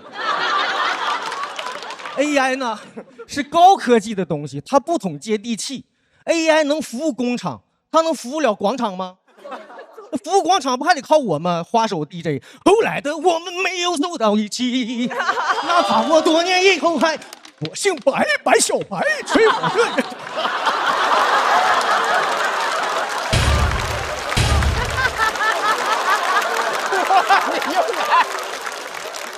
但我现在有点小成绩了啊！3月份发了一首歌曲，叫做《人生路漫漫》，叫我漂泊的船能不能……这没听过拉倒吧啊！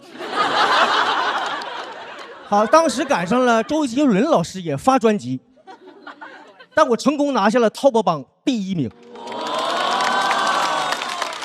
我为什么能拿第1名呢？你们也都知道，周杰伦现在的音乐啊，他得付费，他还挺贵。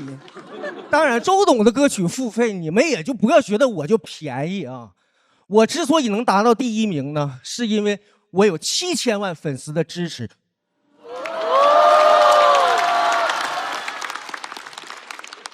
7000万粉丝，但我从来不搞饭圈那一套啊！我都告诉粉丝，我说千万别追我，千万别追我，在我的身上获得的能量 energy， 今天新学的单词。参加活动，我说你千万别来接机，最后来了7个人，他真听话，千万没来，7来了。你说，你说7个人接机呀，他就很尴尬，他看着不像粉丝接机，看着像朋友接风，就看着这个场面，我就想张罗吃一口饭，我真请吃饭。那别的粉丝都饭圈，我这粉丝圈我饭。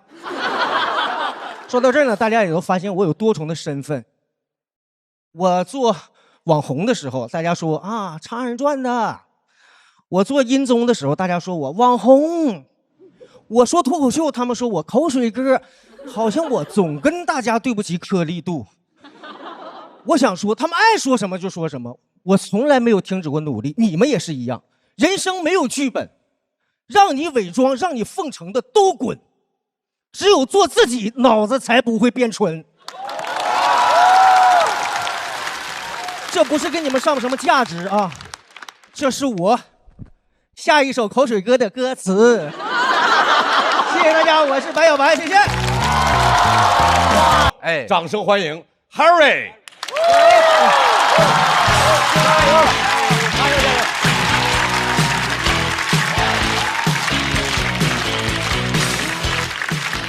大家好，我是 Harry， 你们好吗？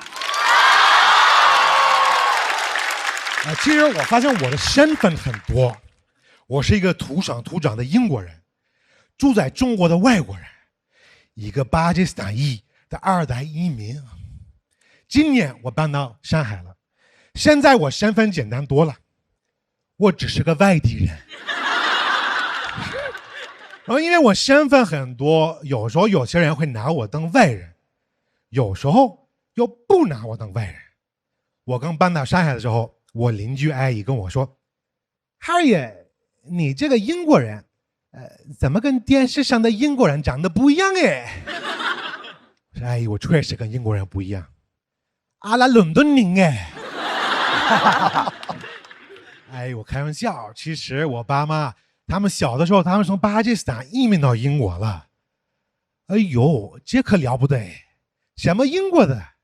你是好朋友，你是巴铁。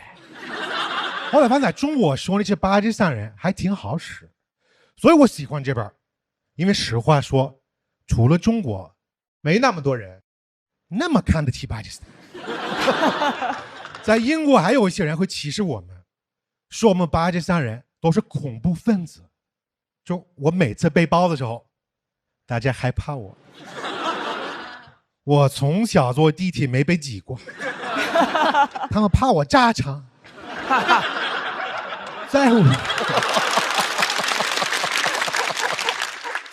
在我们那儿，年轻人、老人也抢座，抢着给我让座呀。然后现在我邻居阿姨她跟我说 ：“Harry， 你很环保哎。”那是因为我到现在都不敢丢黑色垃圾袋。然后发现在中国，其实我的83身份是比我的英国身份还好用，所以我现在有的时候不会说我是英国人，有的时候我直接会说我是巴基斯坦人。比如说呢，在路上我一边走路一边说：“哥们儿，巴铁，那帮洋鬼，他们以前占领了我的祖国呢。但现在英国人说我们巴基斯坦人占了英国，我说这个叫占领吗？我们只是追过去，给他们做点售后服务啊。连伦敦的市长现在也是巴基斯坦裔，给他们升级成伦敦斯坦。现在英国变成什么样无所谓，我们在那边永远只是外人。其实我家又非常传统，我老婆是中国的，她第一次去英国去见我父母前特别期待，待了2天后，她还跟我说：“哎，你的父母怎么跟我父母一样哎？不沟通，不鼓励，不表达感情啊，怎么像个亚洲家长一样？”是因为巴基斯坦也是在亚洲啊。其实我爸是典型的东亚父母。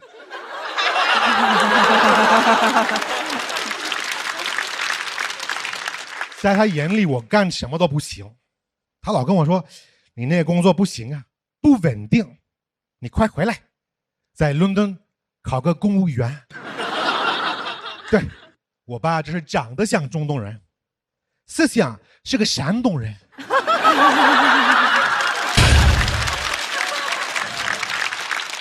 其实实话说，我的父母他们还结合了西方和亚洲教育的缺点，他们特别像那种家长，就看那个杂志意林，学西方教育的亚洲家长，他每次会跟我说：“爸爸妈妈工作都是为了你呀。”的同时，18岁后不给我钱呀。我看大家都是亚洲人在这，我就问你们个问题，我很好奇，就是你们上大学的时候，你们的父母会不会给你们打钱呀？哼。我父母让我去打工，然后我老婆还跟我说：“她说平时你爸妈不怎么管你，不怎么影响你生活，你怎么做得到？”我说很简单，我逃离了原生家庭啊，我润到中国了。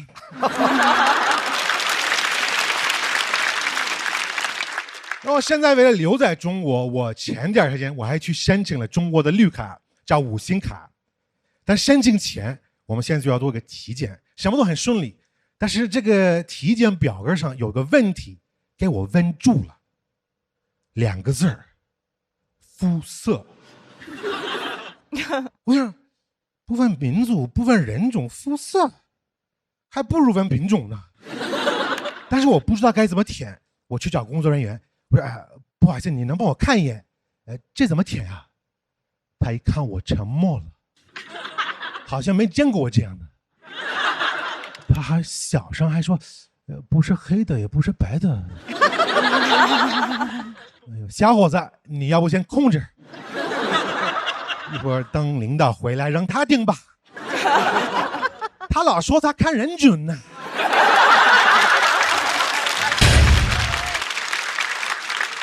我说行，等领导回来，我给他点颜色看看吧。领导回来之后啊，他一看我，什么黑的和白的，这是混合色。哎呦，还是您老啊，黑的和白的看颠倒了都没事。然后看其他老外在那边拿完绿卡之后啊，就在那拍视频炫耀，说自己很牛。我觉得哇，他们干嘛呢？有必要吗？我觉得这个事很正常。我已经来中国18年了，我在这儿还交税呢。对，我跟有些娱乐圈人不一样啊。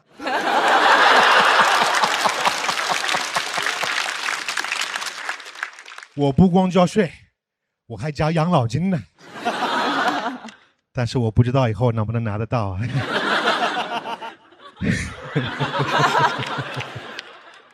在我这发现，就是他们这些体检只是帮我们这些老外就分类，但是我自己不太清楚我到底是什么，所以我还去做了一个基因检测，测起来我的基因很杂，什么都有，有中东的，有欧洲的，其实也有中国的。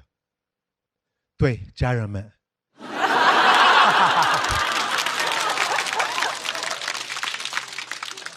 我的基因很杂，说明我的祖宗玩的可花了。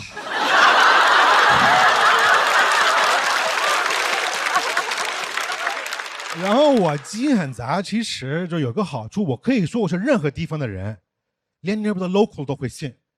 我说我是中东人也行，我说我是巴西人也行，我说我是新西兰的毛利人也行。但是我做完基因检测之后啊，我觉得好像我到底是谁也没那么重要了。我现在挺喜欢当外人，在英国他们怕我炸场，但在这儿我讲脱口秀的时候你们喜欢我炸场，所以我准备就留在这儿不走了，永远当你们的巴铁好朋友 Harry 呀。等着拿养老金。谢谢你给我掌声，谢谢。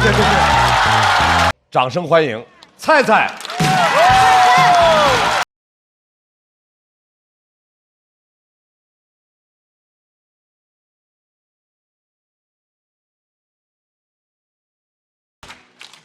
哎，看完岛主，感觉脱口秀太难了。大家好，我是菜菜啊。谢谢。我今年34了，之前有人说我长得像阿拉蕾，对吧？但其实我化了妆才像阿拉蕾，我卸了妆就像生完阿拉蕾没坐好月子，阿拉累坏了。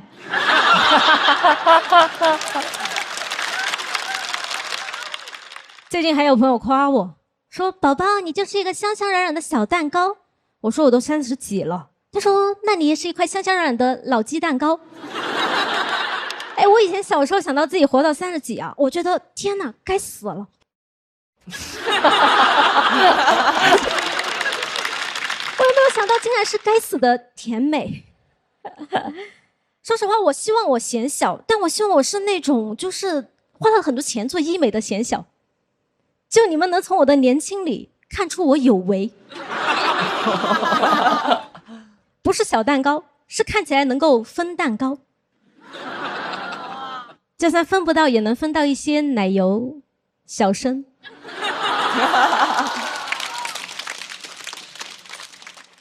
但我们这个行业你们也看到了，没有奶油小生啊，都是脏脏包。哎，我真的太喜欢奶油小生了。前段时间朴宝剑来上海嘛，跟我没什么关系，但我在社交媒体上刷到了，我刷到他喝爸爸茶姬，吃小炒肉，我就感觉朴宝剑和我过日子能过到一块去。他要是愿意维持这个消费水平啊，我甚至可以养活他，让他苦尽甘来。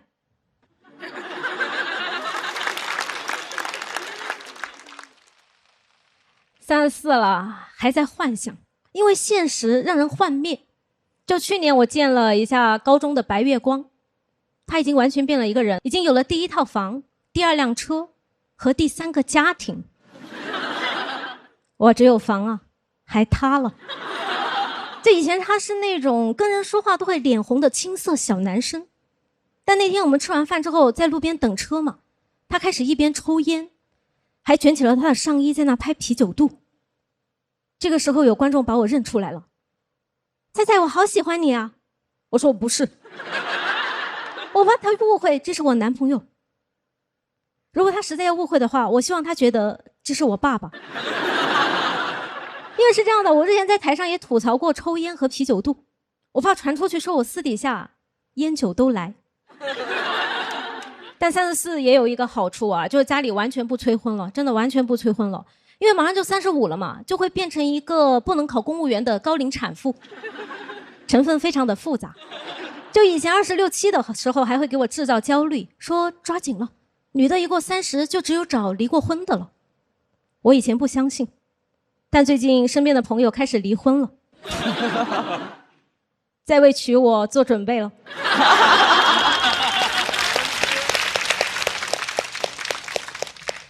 没有，他们又找了20几的。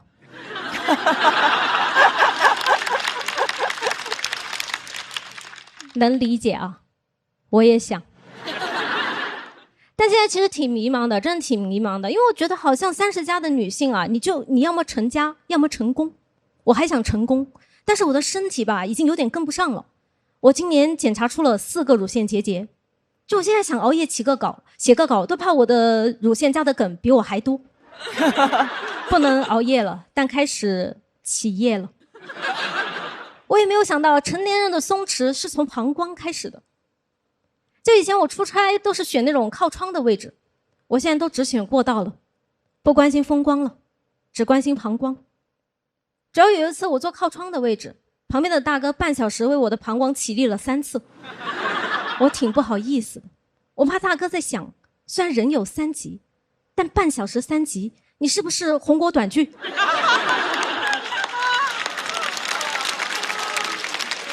而且大数据也开始给我制造焦虑了，就经常会给我推一些医美广告，就恐吓我说老了之后会变老。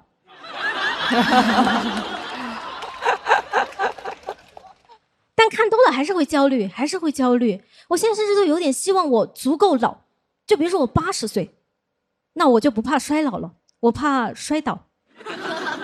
因为你年轻的时候，你从哪摔倒，你还能从哪站起来，再燃一把。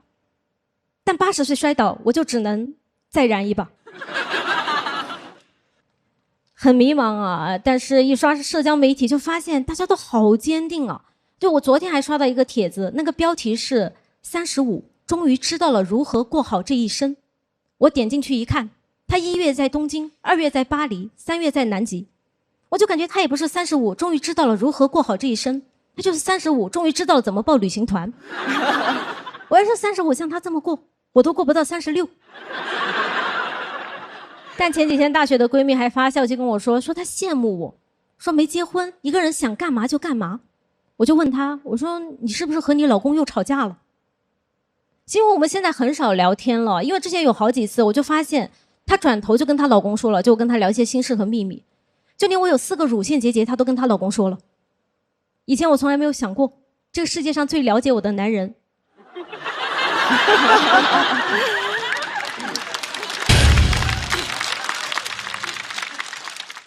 是闺蜜她老公。然后我就跟她说，我说我现在其实也挺迷茫的，就是我不知道留在大城市的意义，但是又不想回老家。过了一会儿她回我了，她说迷茫其实是正常的，我老公说了，你现在这种在网上有个说法叫做奥特曼时期。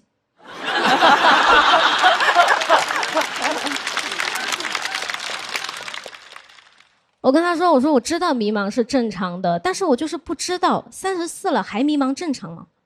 过了一会儿他回了我一句，他说你还记得吗？毕业的时候你说你不想过一眼就望到头的生活。我愣了一下，原来我现在过的就是我小时候想要的生活，一眼望不到头，但也没有底。谢谢大家，我是菜菜。让我们掌声欢迎鸡翅。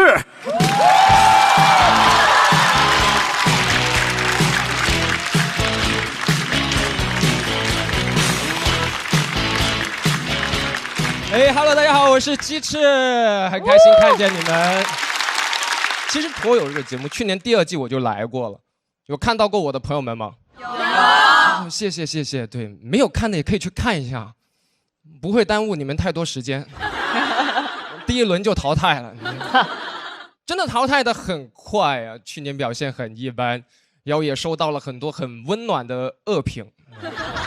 有大哥给我主动发私信，跟我说兄弟，虽然你的段子不怎么好笑，但是你脸歪嘴斜，是脑梗的前兆。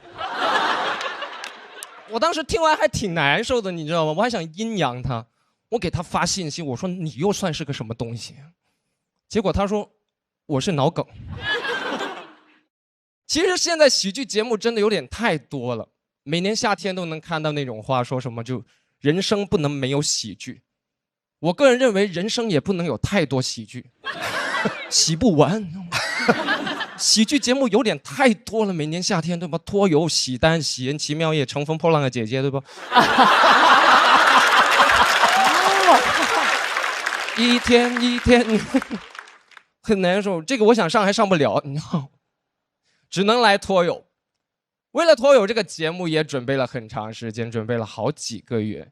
节目开录前2周，5月1号，拖友的导演找到我，他说：“鸡翅，你这篇稿子找不到你当下最困扰的问题，要不你今年就先别上节目了。”我说：“导演，我好像找到我当下最困扰的问题了，给我个机会，我想解决这个问题。”于是就买了连夜飞过来上海的航班，大半夜就要开始打车。我这种生态位的演员经常要大半夜打车，你们有试过大半夜打车吗？什么司机都有，经常能打到那种特累快车。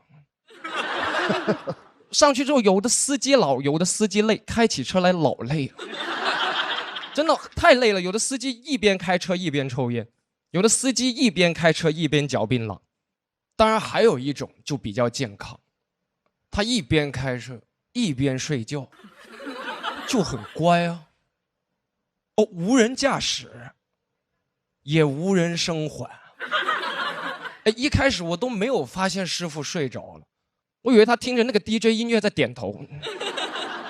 后来发现他卡不上拍，跟我玩 layback， 一直对着方向盘磕头，那也太吓人了。我当时都替他担心，他要是一头砸在那个喇叭上，那不就把自己吵醒了吗？垂死梦中惊坐起，发现是自己吓自己。哎，我到后来真的忍不住了，我就尝试问他，我说：“师傅，你都这么累了，为什么还要开车呢？要是待会撞上了怎么办？”我没想到师傅听完之后特别冷静，回了我一句，他说：“撞上，那我就不收你钱。”划算，你知道吗？我也是那天才知道我的命就值45，早知道不用优惠券了。那天晚上我真的想尽一切办法跟师傅聊天，希望他精神一点。我在脑子里搜索中年男人感兴趣的话题，我想了半天，我一紧张，我说：“师傅，你知道中东那个霍格沃兹海峡吗？”他说：“那个叫霍尔木兹海峡。”霍格沃兹是你们年轻人爱看那个泡泡玛特，我说那个叫哈利波特。全乱套了。我后来就上网查，总结了让司机大哥嗨起来的3大话题。第一，这辆车的续航真带劲。第二，前任也曾伤过他的心。第三，黑心资本家真是个狗东西。你知道吗？就是跟他聊，那天跟他聊完这3点，发现没用，因为当时已经4点了。这3点那波乘客已经聊过了，他有点脱敏了。我一直猜他喜欢他点不感兴趣，到后半夜我真的没招了，不知道聊啥了。凌晨4点半，我拍了拍他的肩膀，我说：“师傅，您相信妈祖吗？您对观音又有什么看法？”师傅听完更害怕，问我说：“小伙，你在干嘛？”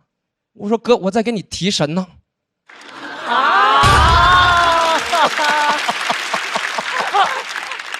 提神，你知道吧？真的后半夜，我真的跟他聊了各种事情，他都提不起精神。跟他讲了半个脱口秀专场，睡得更香了。到最后5点钟，我祭出大招了，分享给各位。我跟他说：“我说哥，等会儿高速费你来付好。”马上就醒了。提神不如提钱，就是那种感觉。哎，我有时候我也问过他们，我说为什么还要开车？其实很多人就是为了多赚一点钱，然后拼命疲劳驾驶。我真想倡议一下，我们能不能让司机们多挣点钱？你没听见他们的呼声吗？我都听到呼声了。我说真不想死。真的，那天晚上我鼓起勇气问师傅，我说：“师傅，你为什么要开夜班车，不开白班车呢？”师傅跟我说：“竞争不过呗，还跟你说了也不懂，我们这个行业门槛低，什么人都能进来。以前市场好的时候，每个人都能开5分钟网约车。后来市场一乱，什么平台都在做网约车，我们老人根本竞争不过那些新的司机，规矩也多，开着平台就跟你说，要不你今天先别上路了。师傅还跟我说，跟你说这个干啥？说了你也不懂。我说师傅不能说懂，感同身受。你现在是不是经常要开那种拼车？那种稍微牛一点的人都去开专车。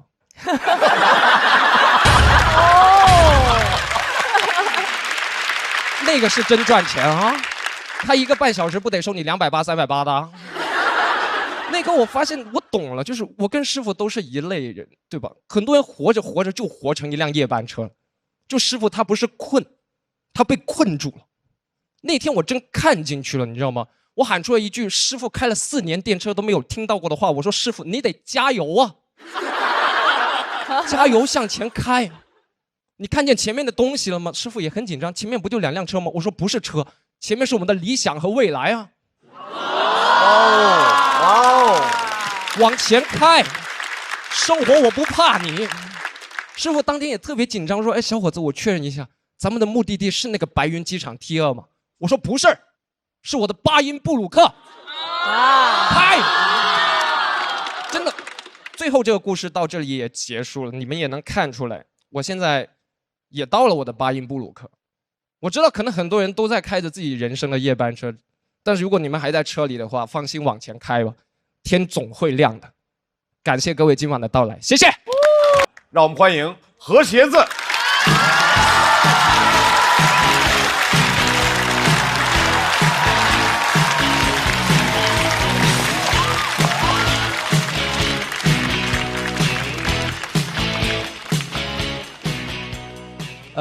Hello， 大家好，我叫何鞋子。其实我很开心可以来上海给大家演出，但是上海这个城市对我来说有点太新了。我现在走在上海的街上，有很多店我看不懂，很多店我从外面看上去不知道它里面卖的是什么东西。我有一天经过一家店，想进去点杯咖啡，最后剪了个头发出来。我现在确实有时候没有办法接受太新的东西，因为我年纪也不小了，我今年40岁了。我最近有点叛逆。我前段时间想去纹身，但是我不知道40岁纹什么图案比较合适。我朋友说你这个年纪啊，可以把家里人的电话号码纹在身上。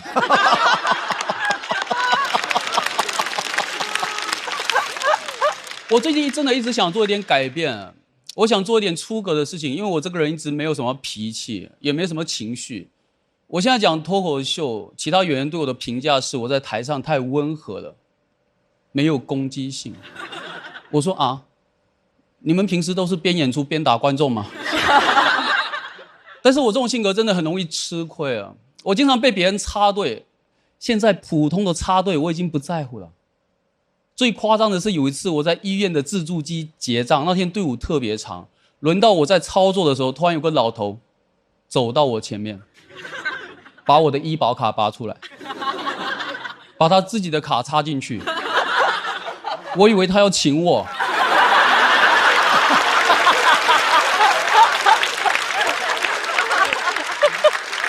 来刷我的卡。我不是没有被别人插过队，但是如此新颖的方式，我确实是第一次见。我当时真的很想骂他，但是因为我平时很少骂人，所以我当时只能想到一句话：你是不是有病啊？这句话在医院听起来很像在关心他。我最后没有骂他，因为他已经把业务办完了，跟我说轮到你了，我脱口而出谢谢。我回去就请教我身边骂人最脏的一个朋友，他教我一句话，他说如果别人插你队，你可以这样骂他：没事，您先来，我命长着呢，你着急去死，你排我前面，不要客气。这句话太长了，我现在的肺活量没有办法支撑我在骂人的时候一口气说这么长的句子。所以一般我说到没事，您先来。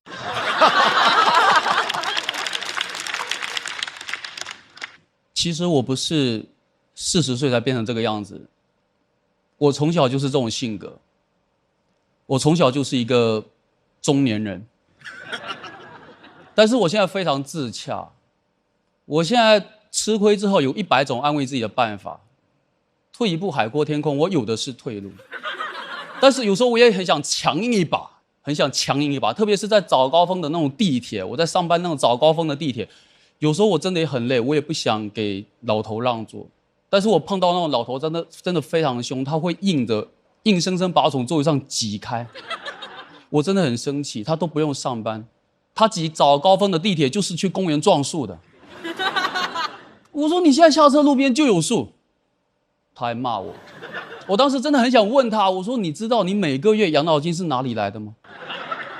我现在只想给小孩让座，因为我知道以后我养老金是哪里来的。其实我们全家人都没什么脾气，我跟其他演员不大一样，我本来今年差点是上不了节目的。我原本跟腾讯这边已经定好了，就是要上节目，我把对面平台的节目也推掉了。结果半个月前，突然通知我说今年不让我录了。哎，你们知道我当时听到这个消息我多难受吗？我为这个节目精心准备了2个张绍刚老师精妙绝伦的段子。我现在要去哪里讲？去他们小区门口讲吗？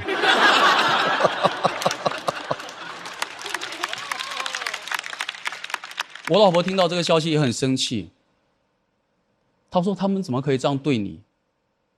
这个事情不能就这么算了，我们要报复他们。当天就把腾讯视频的会员取消了，想一想不解气，又给对面平台续了1年会员。我儿子也帮我出头，我儿子 QQ 秀现在没有穿衣服。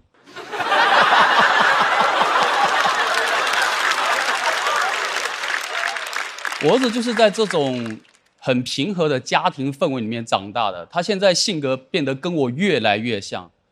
他去游乐场玩那个滑滑梯也被别人插队，我有一次看到他在旁边站了10几分钟还没有轮到他，以至于后面来插他队的小孩都不知道他是来玩滑滑梯的，以为他在那边检票呢，你知道吗？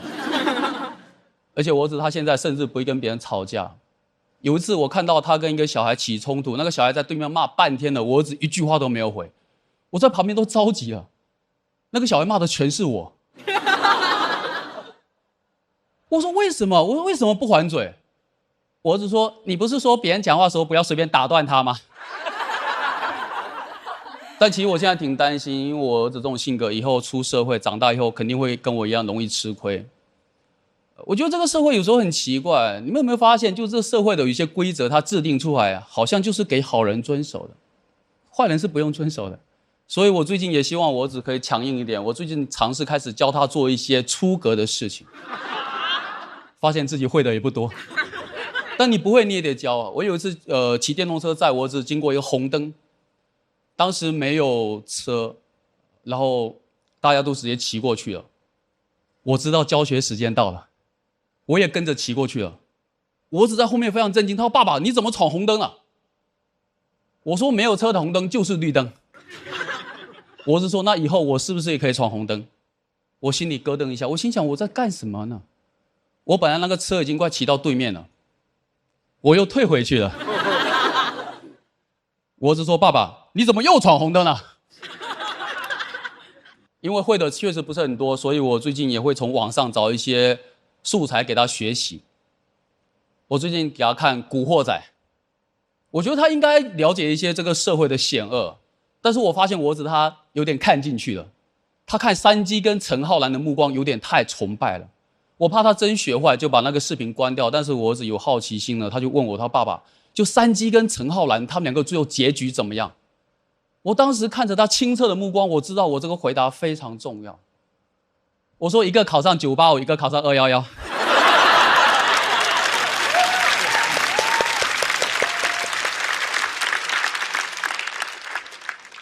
其实我有时候我是挣扎的，我是困惑的，我不知道我这种教育方式是不是有问题，我把我儿子教得太乖了，太好了，以至于他容易受到欺负。但是有时候我又会想，我说他有什么错呢？他当一个好孩子有什么错呢？我们在这个世界当一个好人有什么错呢？所以今天最后，我想跟我儿子说几句话。我说你可以不用闯红灯，你也可以不用会骂人，你只要做你自己，你就做一个好人。吃亏了也没有关系，爸爸已经帮你想好了退路。爸爸这边有100种安慰自己的办法。很可惜，他可能没有办法听到这句话，因为我们家现在没有腾讯视频会员。好，谢谢你们，谢谢你们。有请郑宇潇。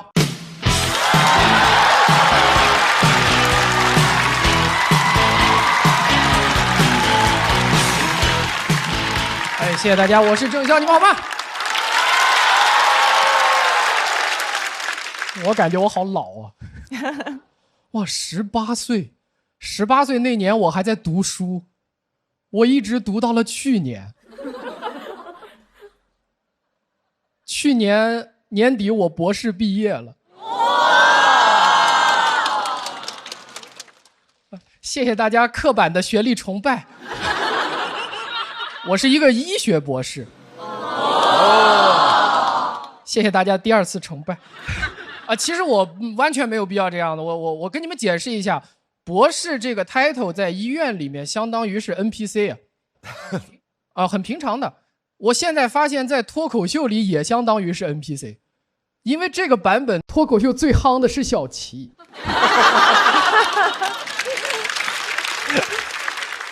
我白学了。哎，我从小就是那种典型的那种好学生，但是我不爱学习，因为我害怕考不好，考不好后果很严重的。小时候我爸跟我说考不好我就打断你的腿。我知道他是在吓唬我，但我是一个想象力丰富的小孩，而且数学还行。我想我应该只能考差2次。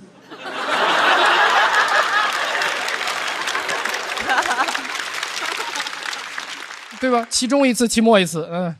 我妈跟我爸完全不一样，她不会这样的吓唬我，但是她说的话你仔细听，你仔细想，越想越吓人。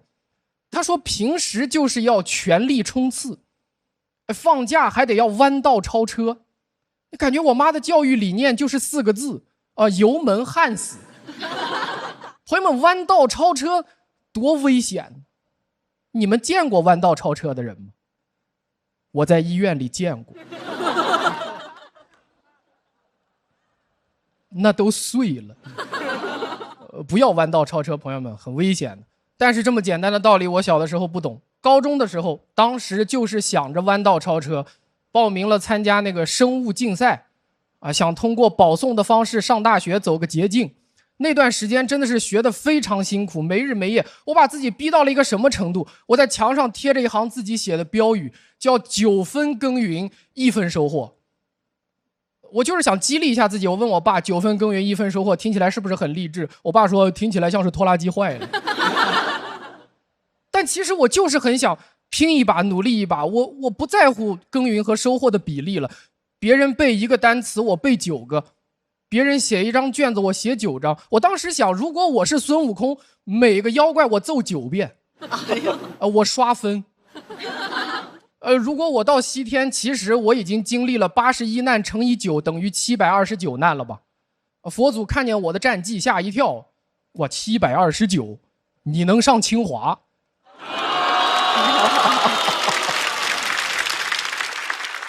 现在我离开学校有一段时间了，但是我感觉自己好像有那个好学生综合症，不知道你们能不能理解？就是如果我空闲时间我不学点啥，我就心慌，对吧？我做梦会梦到高考，我写段子会去共享自习教室，因为咖啡免费。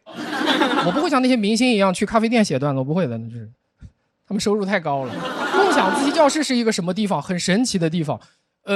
台灯啊，桌子，书，给我一种很熟悉的环境，很有安全感的感觉。那就不是一个教室，朋友们，共享自习教室就是好学生的阿贝贝。我在里面就很安心，而且很抽象的一点就是，不管你是什么身份，只要进了那个教室，你就是在 cosplay 好学生。每个人都做自己的事情，特别沉静。你考研，他考公，我考 back。非常沉静。我在里面写段子写了3年，我身边的人来了又走，我感觉到最后那个店长看我的眼神都充满了同情。前段时间拉着我的手说：“哥们儿，3年了，还没上岸吗？”没上岸，今年上线了。没有。我确实和普通人有点不太一样了。我再举个例子，我刷那个手机短视频，会刷到奥数题。你们没刷到过很正常，很正常，因为你们很幸福。我的原生大数据已经不幸福了，已经被我的童年阴影所污染了。我跟你们描述一下在手机上刷到奥数题的感觉吧，就是如果你隔着这个手机屏幕看到一道奥数题，就很像是你去动物园隔着这个玻璃看到狮子老虎是一样的。共同点就是如果没有这层玻璃呢，我就死了。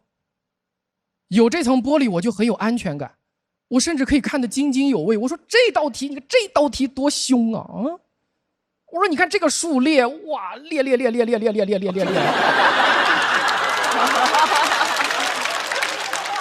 你们还记得我说过我不喜欢学习吗？但是没办法，大数据猜我喜欢。我告诉你们，他猜错了。我其实不是喜欢，我是害怕。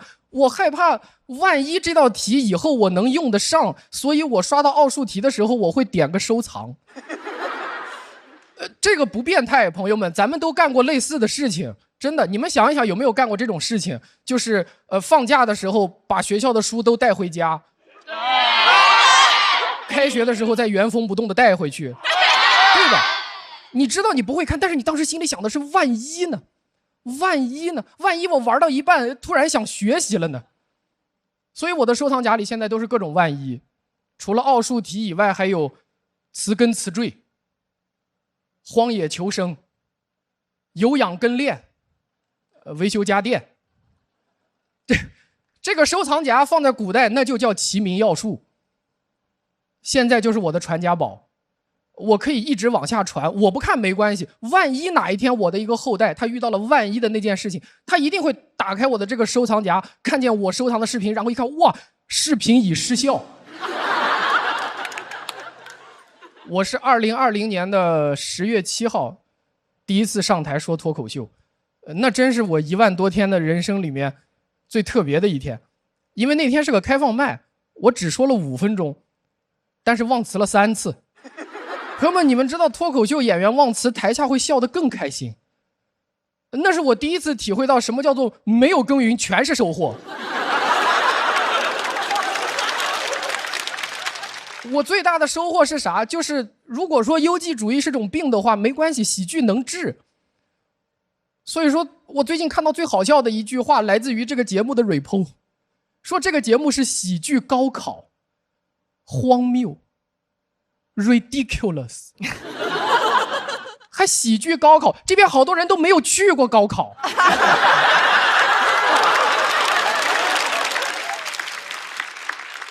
我讲了几年脱口秀，后来我跟我爸说我想说脱口秀，他说那我就打断你的腿。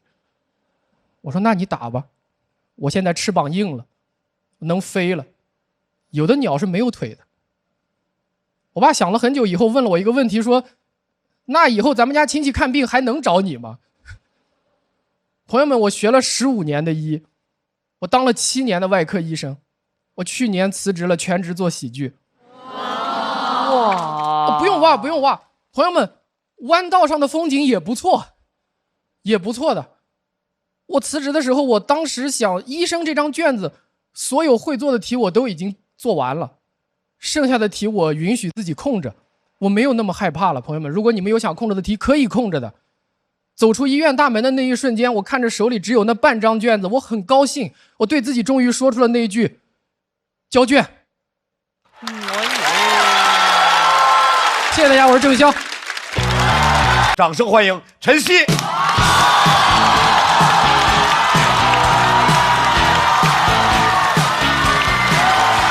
家晚上好，我是晨曦。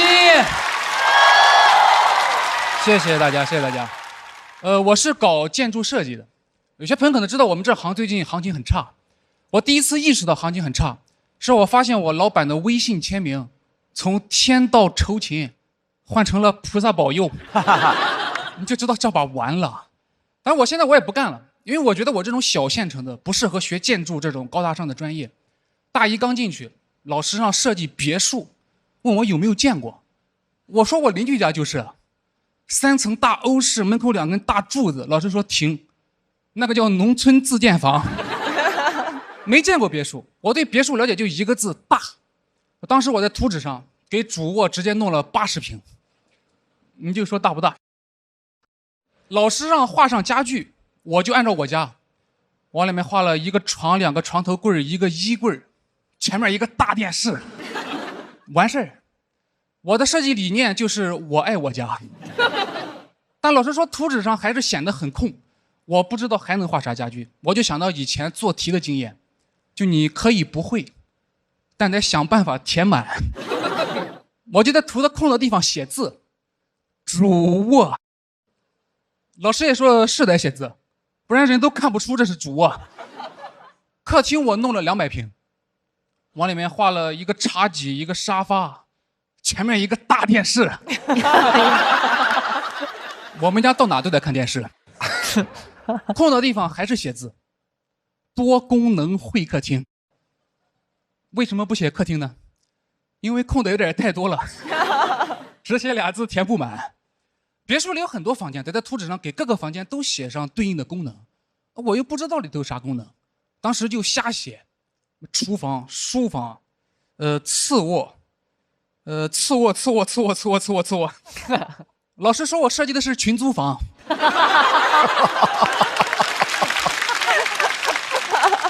说在我方案里看不到优越的生活，只有对做房东的渴望。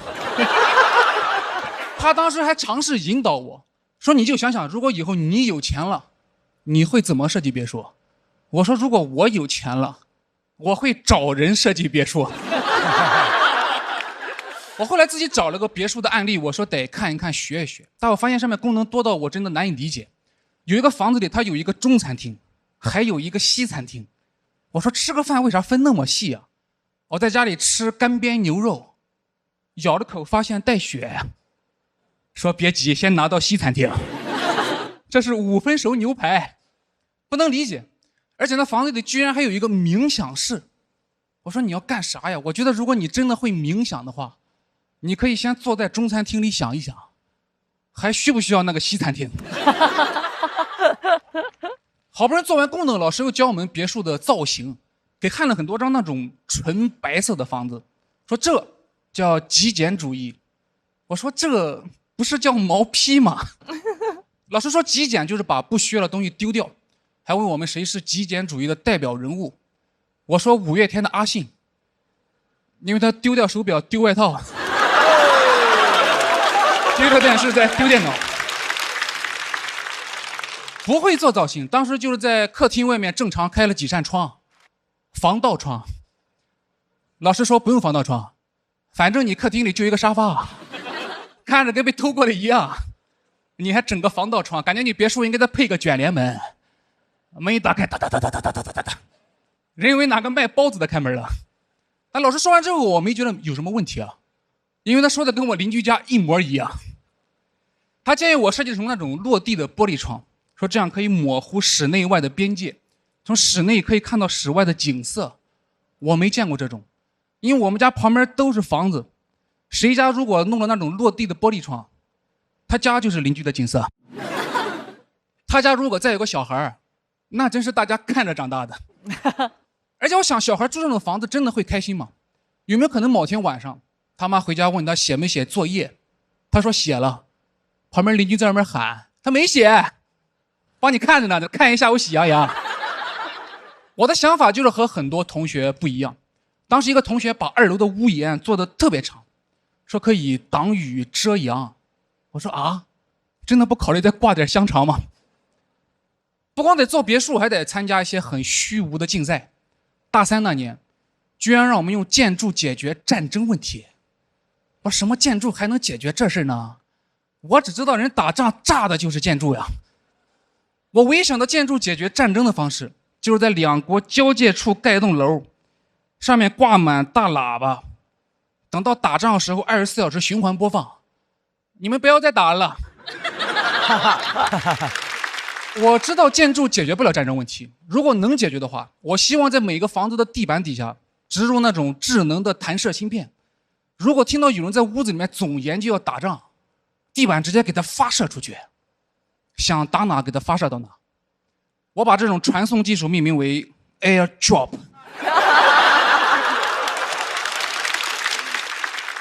我当年选这个专业，其实因为家里面人的认知有问题。高考结束之后，其实不知道自己要学啥。我爸有天过来跟我说：“你不用纠结，你就学建筑，咱们要搞大基建，房地产肯定好，房子还能不盖了不成？”现在发现能，而且我觉得建筑这个词它就属于大城市。我们县城都说盖个楼，我们家人到了上海的陆家嘴也不会说哇，都是地标性建筑啊，只会说哇，这楼真高呀。这要是屋檐都伸出来，得挂多少香肠呀？讲到这里，谢谢大家。掌声欢迎文俊。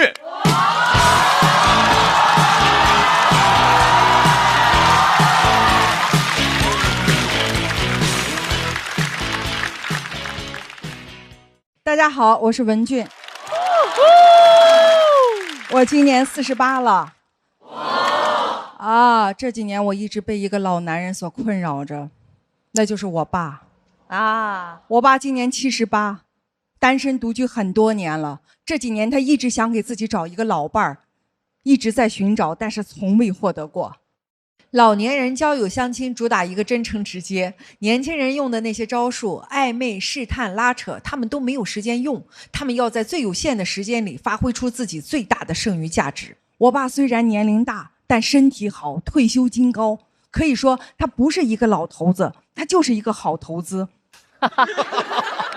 按理说他应该不难找，但是我爸每次提出要跟老太太结婚的时候，老太太就语重心长地说：“我不想当免费的保姆。”我爸当即表示洗衣做饭我可以自己干，老太太也不同意，人家特别清醒。大家突然意识到，就心情愉悦不是因为广场舞，而是因为没有老头子添堵。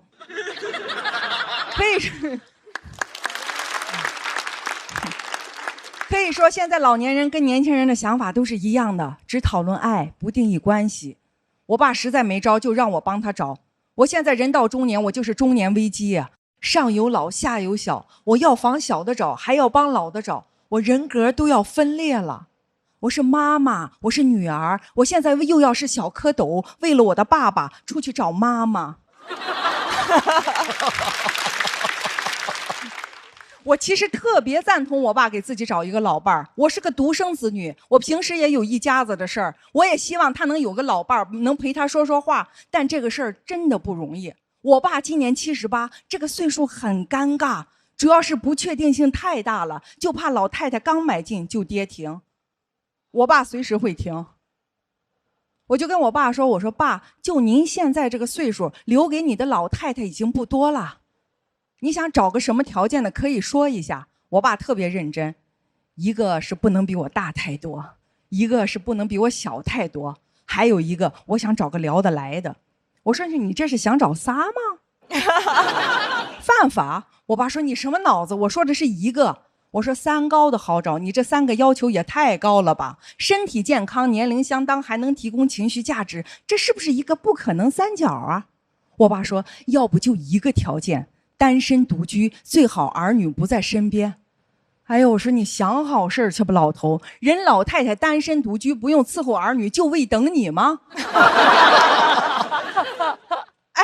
就但凡符合这样的条件的老太太，人家广场舞都不用跳，人就藏起来偷着乐，人干嘛找你个啰里吧嗦的老头子添堵呢？我爸说我可以尽量少说话。我说就算你是个哑巴，就你光做那个表情，人老太太都觉得是噪音。我现在想哈，找对象一定要趁早。年轻人找对象年龄从来不是问题，到了78岁找对象，包含年龄全是问题。你看我们给年轻人的祝福都是祝这对新人早生贵子，白头偕老，永结同心。我们给78的祝福是祝这对新人早睡早起，白天多晒晒太阳，永不心梗。但是我爸找对象最大的优势就是，他不用担心彩礼。大年初三他不用去看他老丈人，他随便找个路口他就看了。我说爸，你的心思我也理解，但是2个人在一起未必过得就好。你看我现在为了家庭，我还要出去说脱口秀，我辛辛苦苦讲1年，顶多挣个18000块钱。我爸听完了没说话，直接塞给我5万，说你先拿着花。我说爸，这是钱的事儿吗？不，这是父爱。父亲的爱情很重要。一个78岁的老头，坚定目标，积极进取，迎难而上，内里有乾坤，心中藏世界。78正是找老伴的好年纪啊！我说爸，你给我指个方向。他说中介。我亲自到了那个婚姻恋中介，一进去人就热情地招呼我：“阿姨，你想给孩子找个什么样的？”我说我就是孩子。我说78岁独居老头想找一个同居不领证、搭伙过日子的阿姨，人家说有，管吃管住，月薪8000。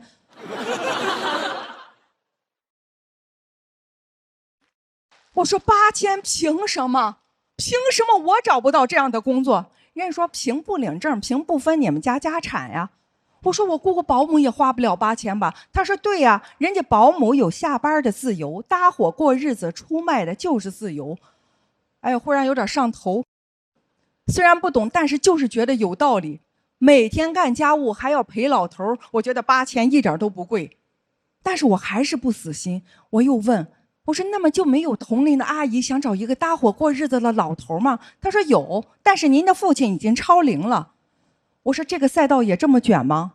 他说78岁的阿姨一般要求男方的年龄不能超过70。我说70就是老头的斩杀线吗？他说不是斩杀线，70以上身体健康还能提供情绪价值，这是不是一个不可能三角啊？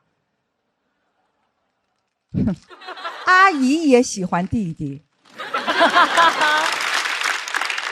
人生几何呀，我没有想到最后我爸还是败在几何上了，反而也给我提供了一个赛道。我今年48，我再撑30年，8000弟弟，这是不是一个可能三角啊？哎，我到时候退，我能出去挣8000；我进，我可以找一个小老登。他们找我也是大年初三，他们也不用去看他丈人。我回到家，我看我爸正在做饭，我看着他那个佝偻的背影，忽然鼻子一酸，我觉得我爸爸太孤独了，我陪他的时间太少了。我说爸，你怎么这么早就做饭？他说广场上有个老太太等他跳舞。我看着我爸现在的样子，我就想我以后的样子。等我78，我也特别孤独，我也需要陪伴的时候，我的孩子会不会觉得我是个麻烦？哎，他们会不会像我今天这么懂事儿，也提出来主动给我找一个？那我肯定就一个条件，给我找个岁数小的。但是我还是有点担心，你说我那时候那么大岁数，我找个弟弟，别人会怎么看我？爱怎么看怎么看，随便找个路口就看了。谢谢大家，我是文静。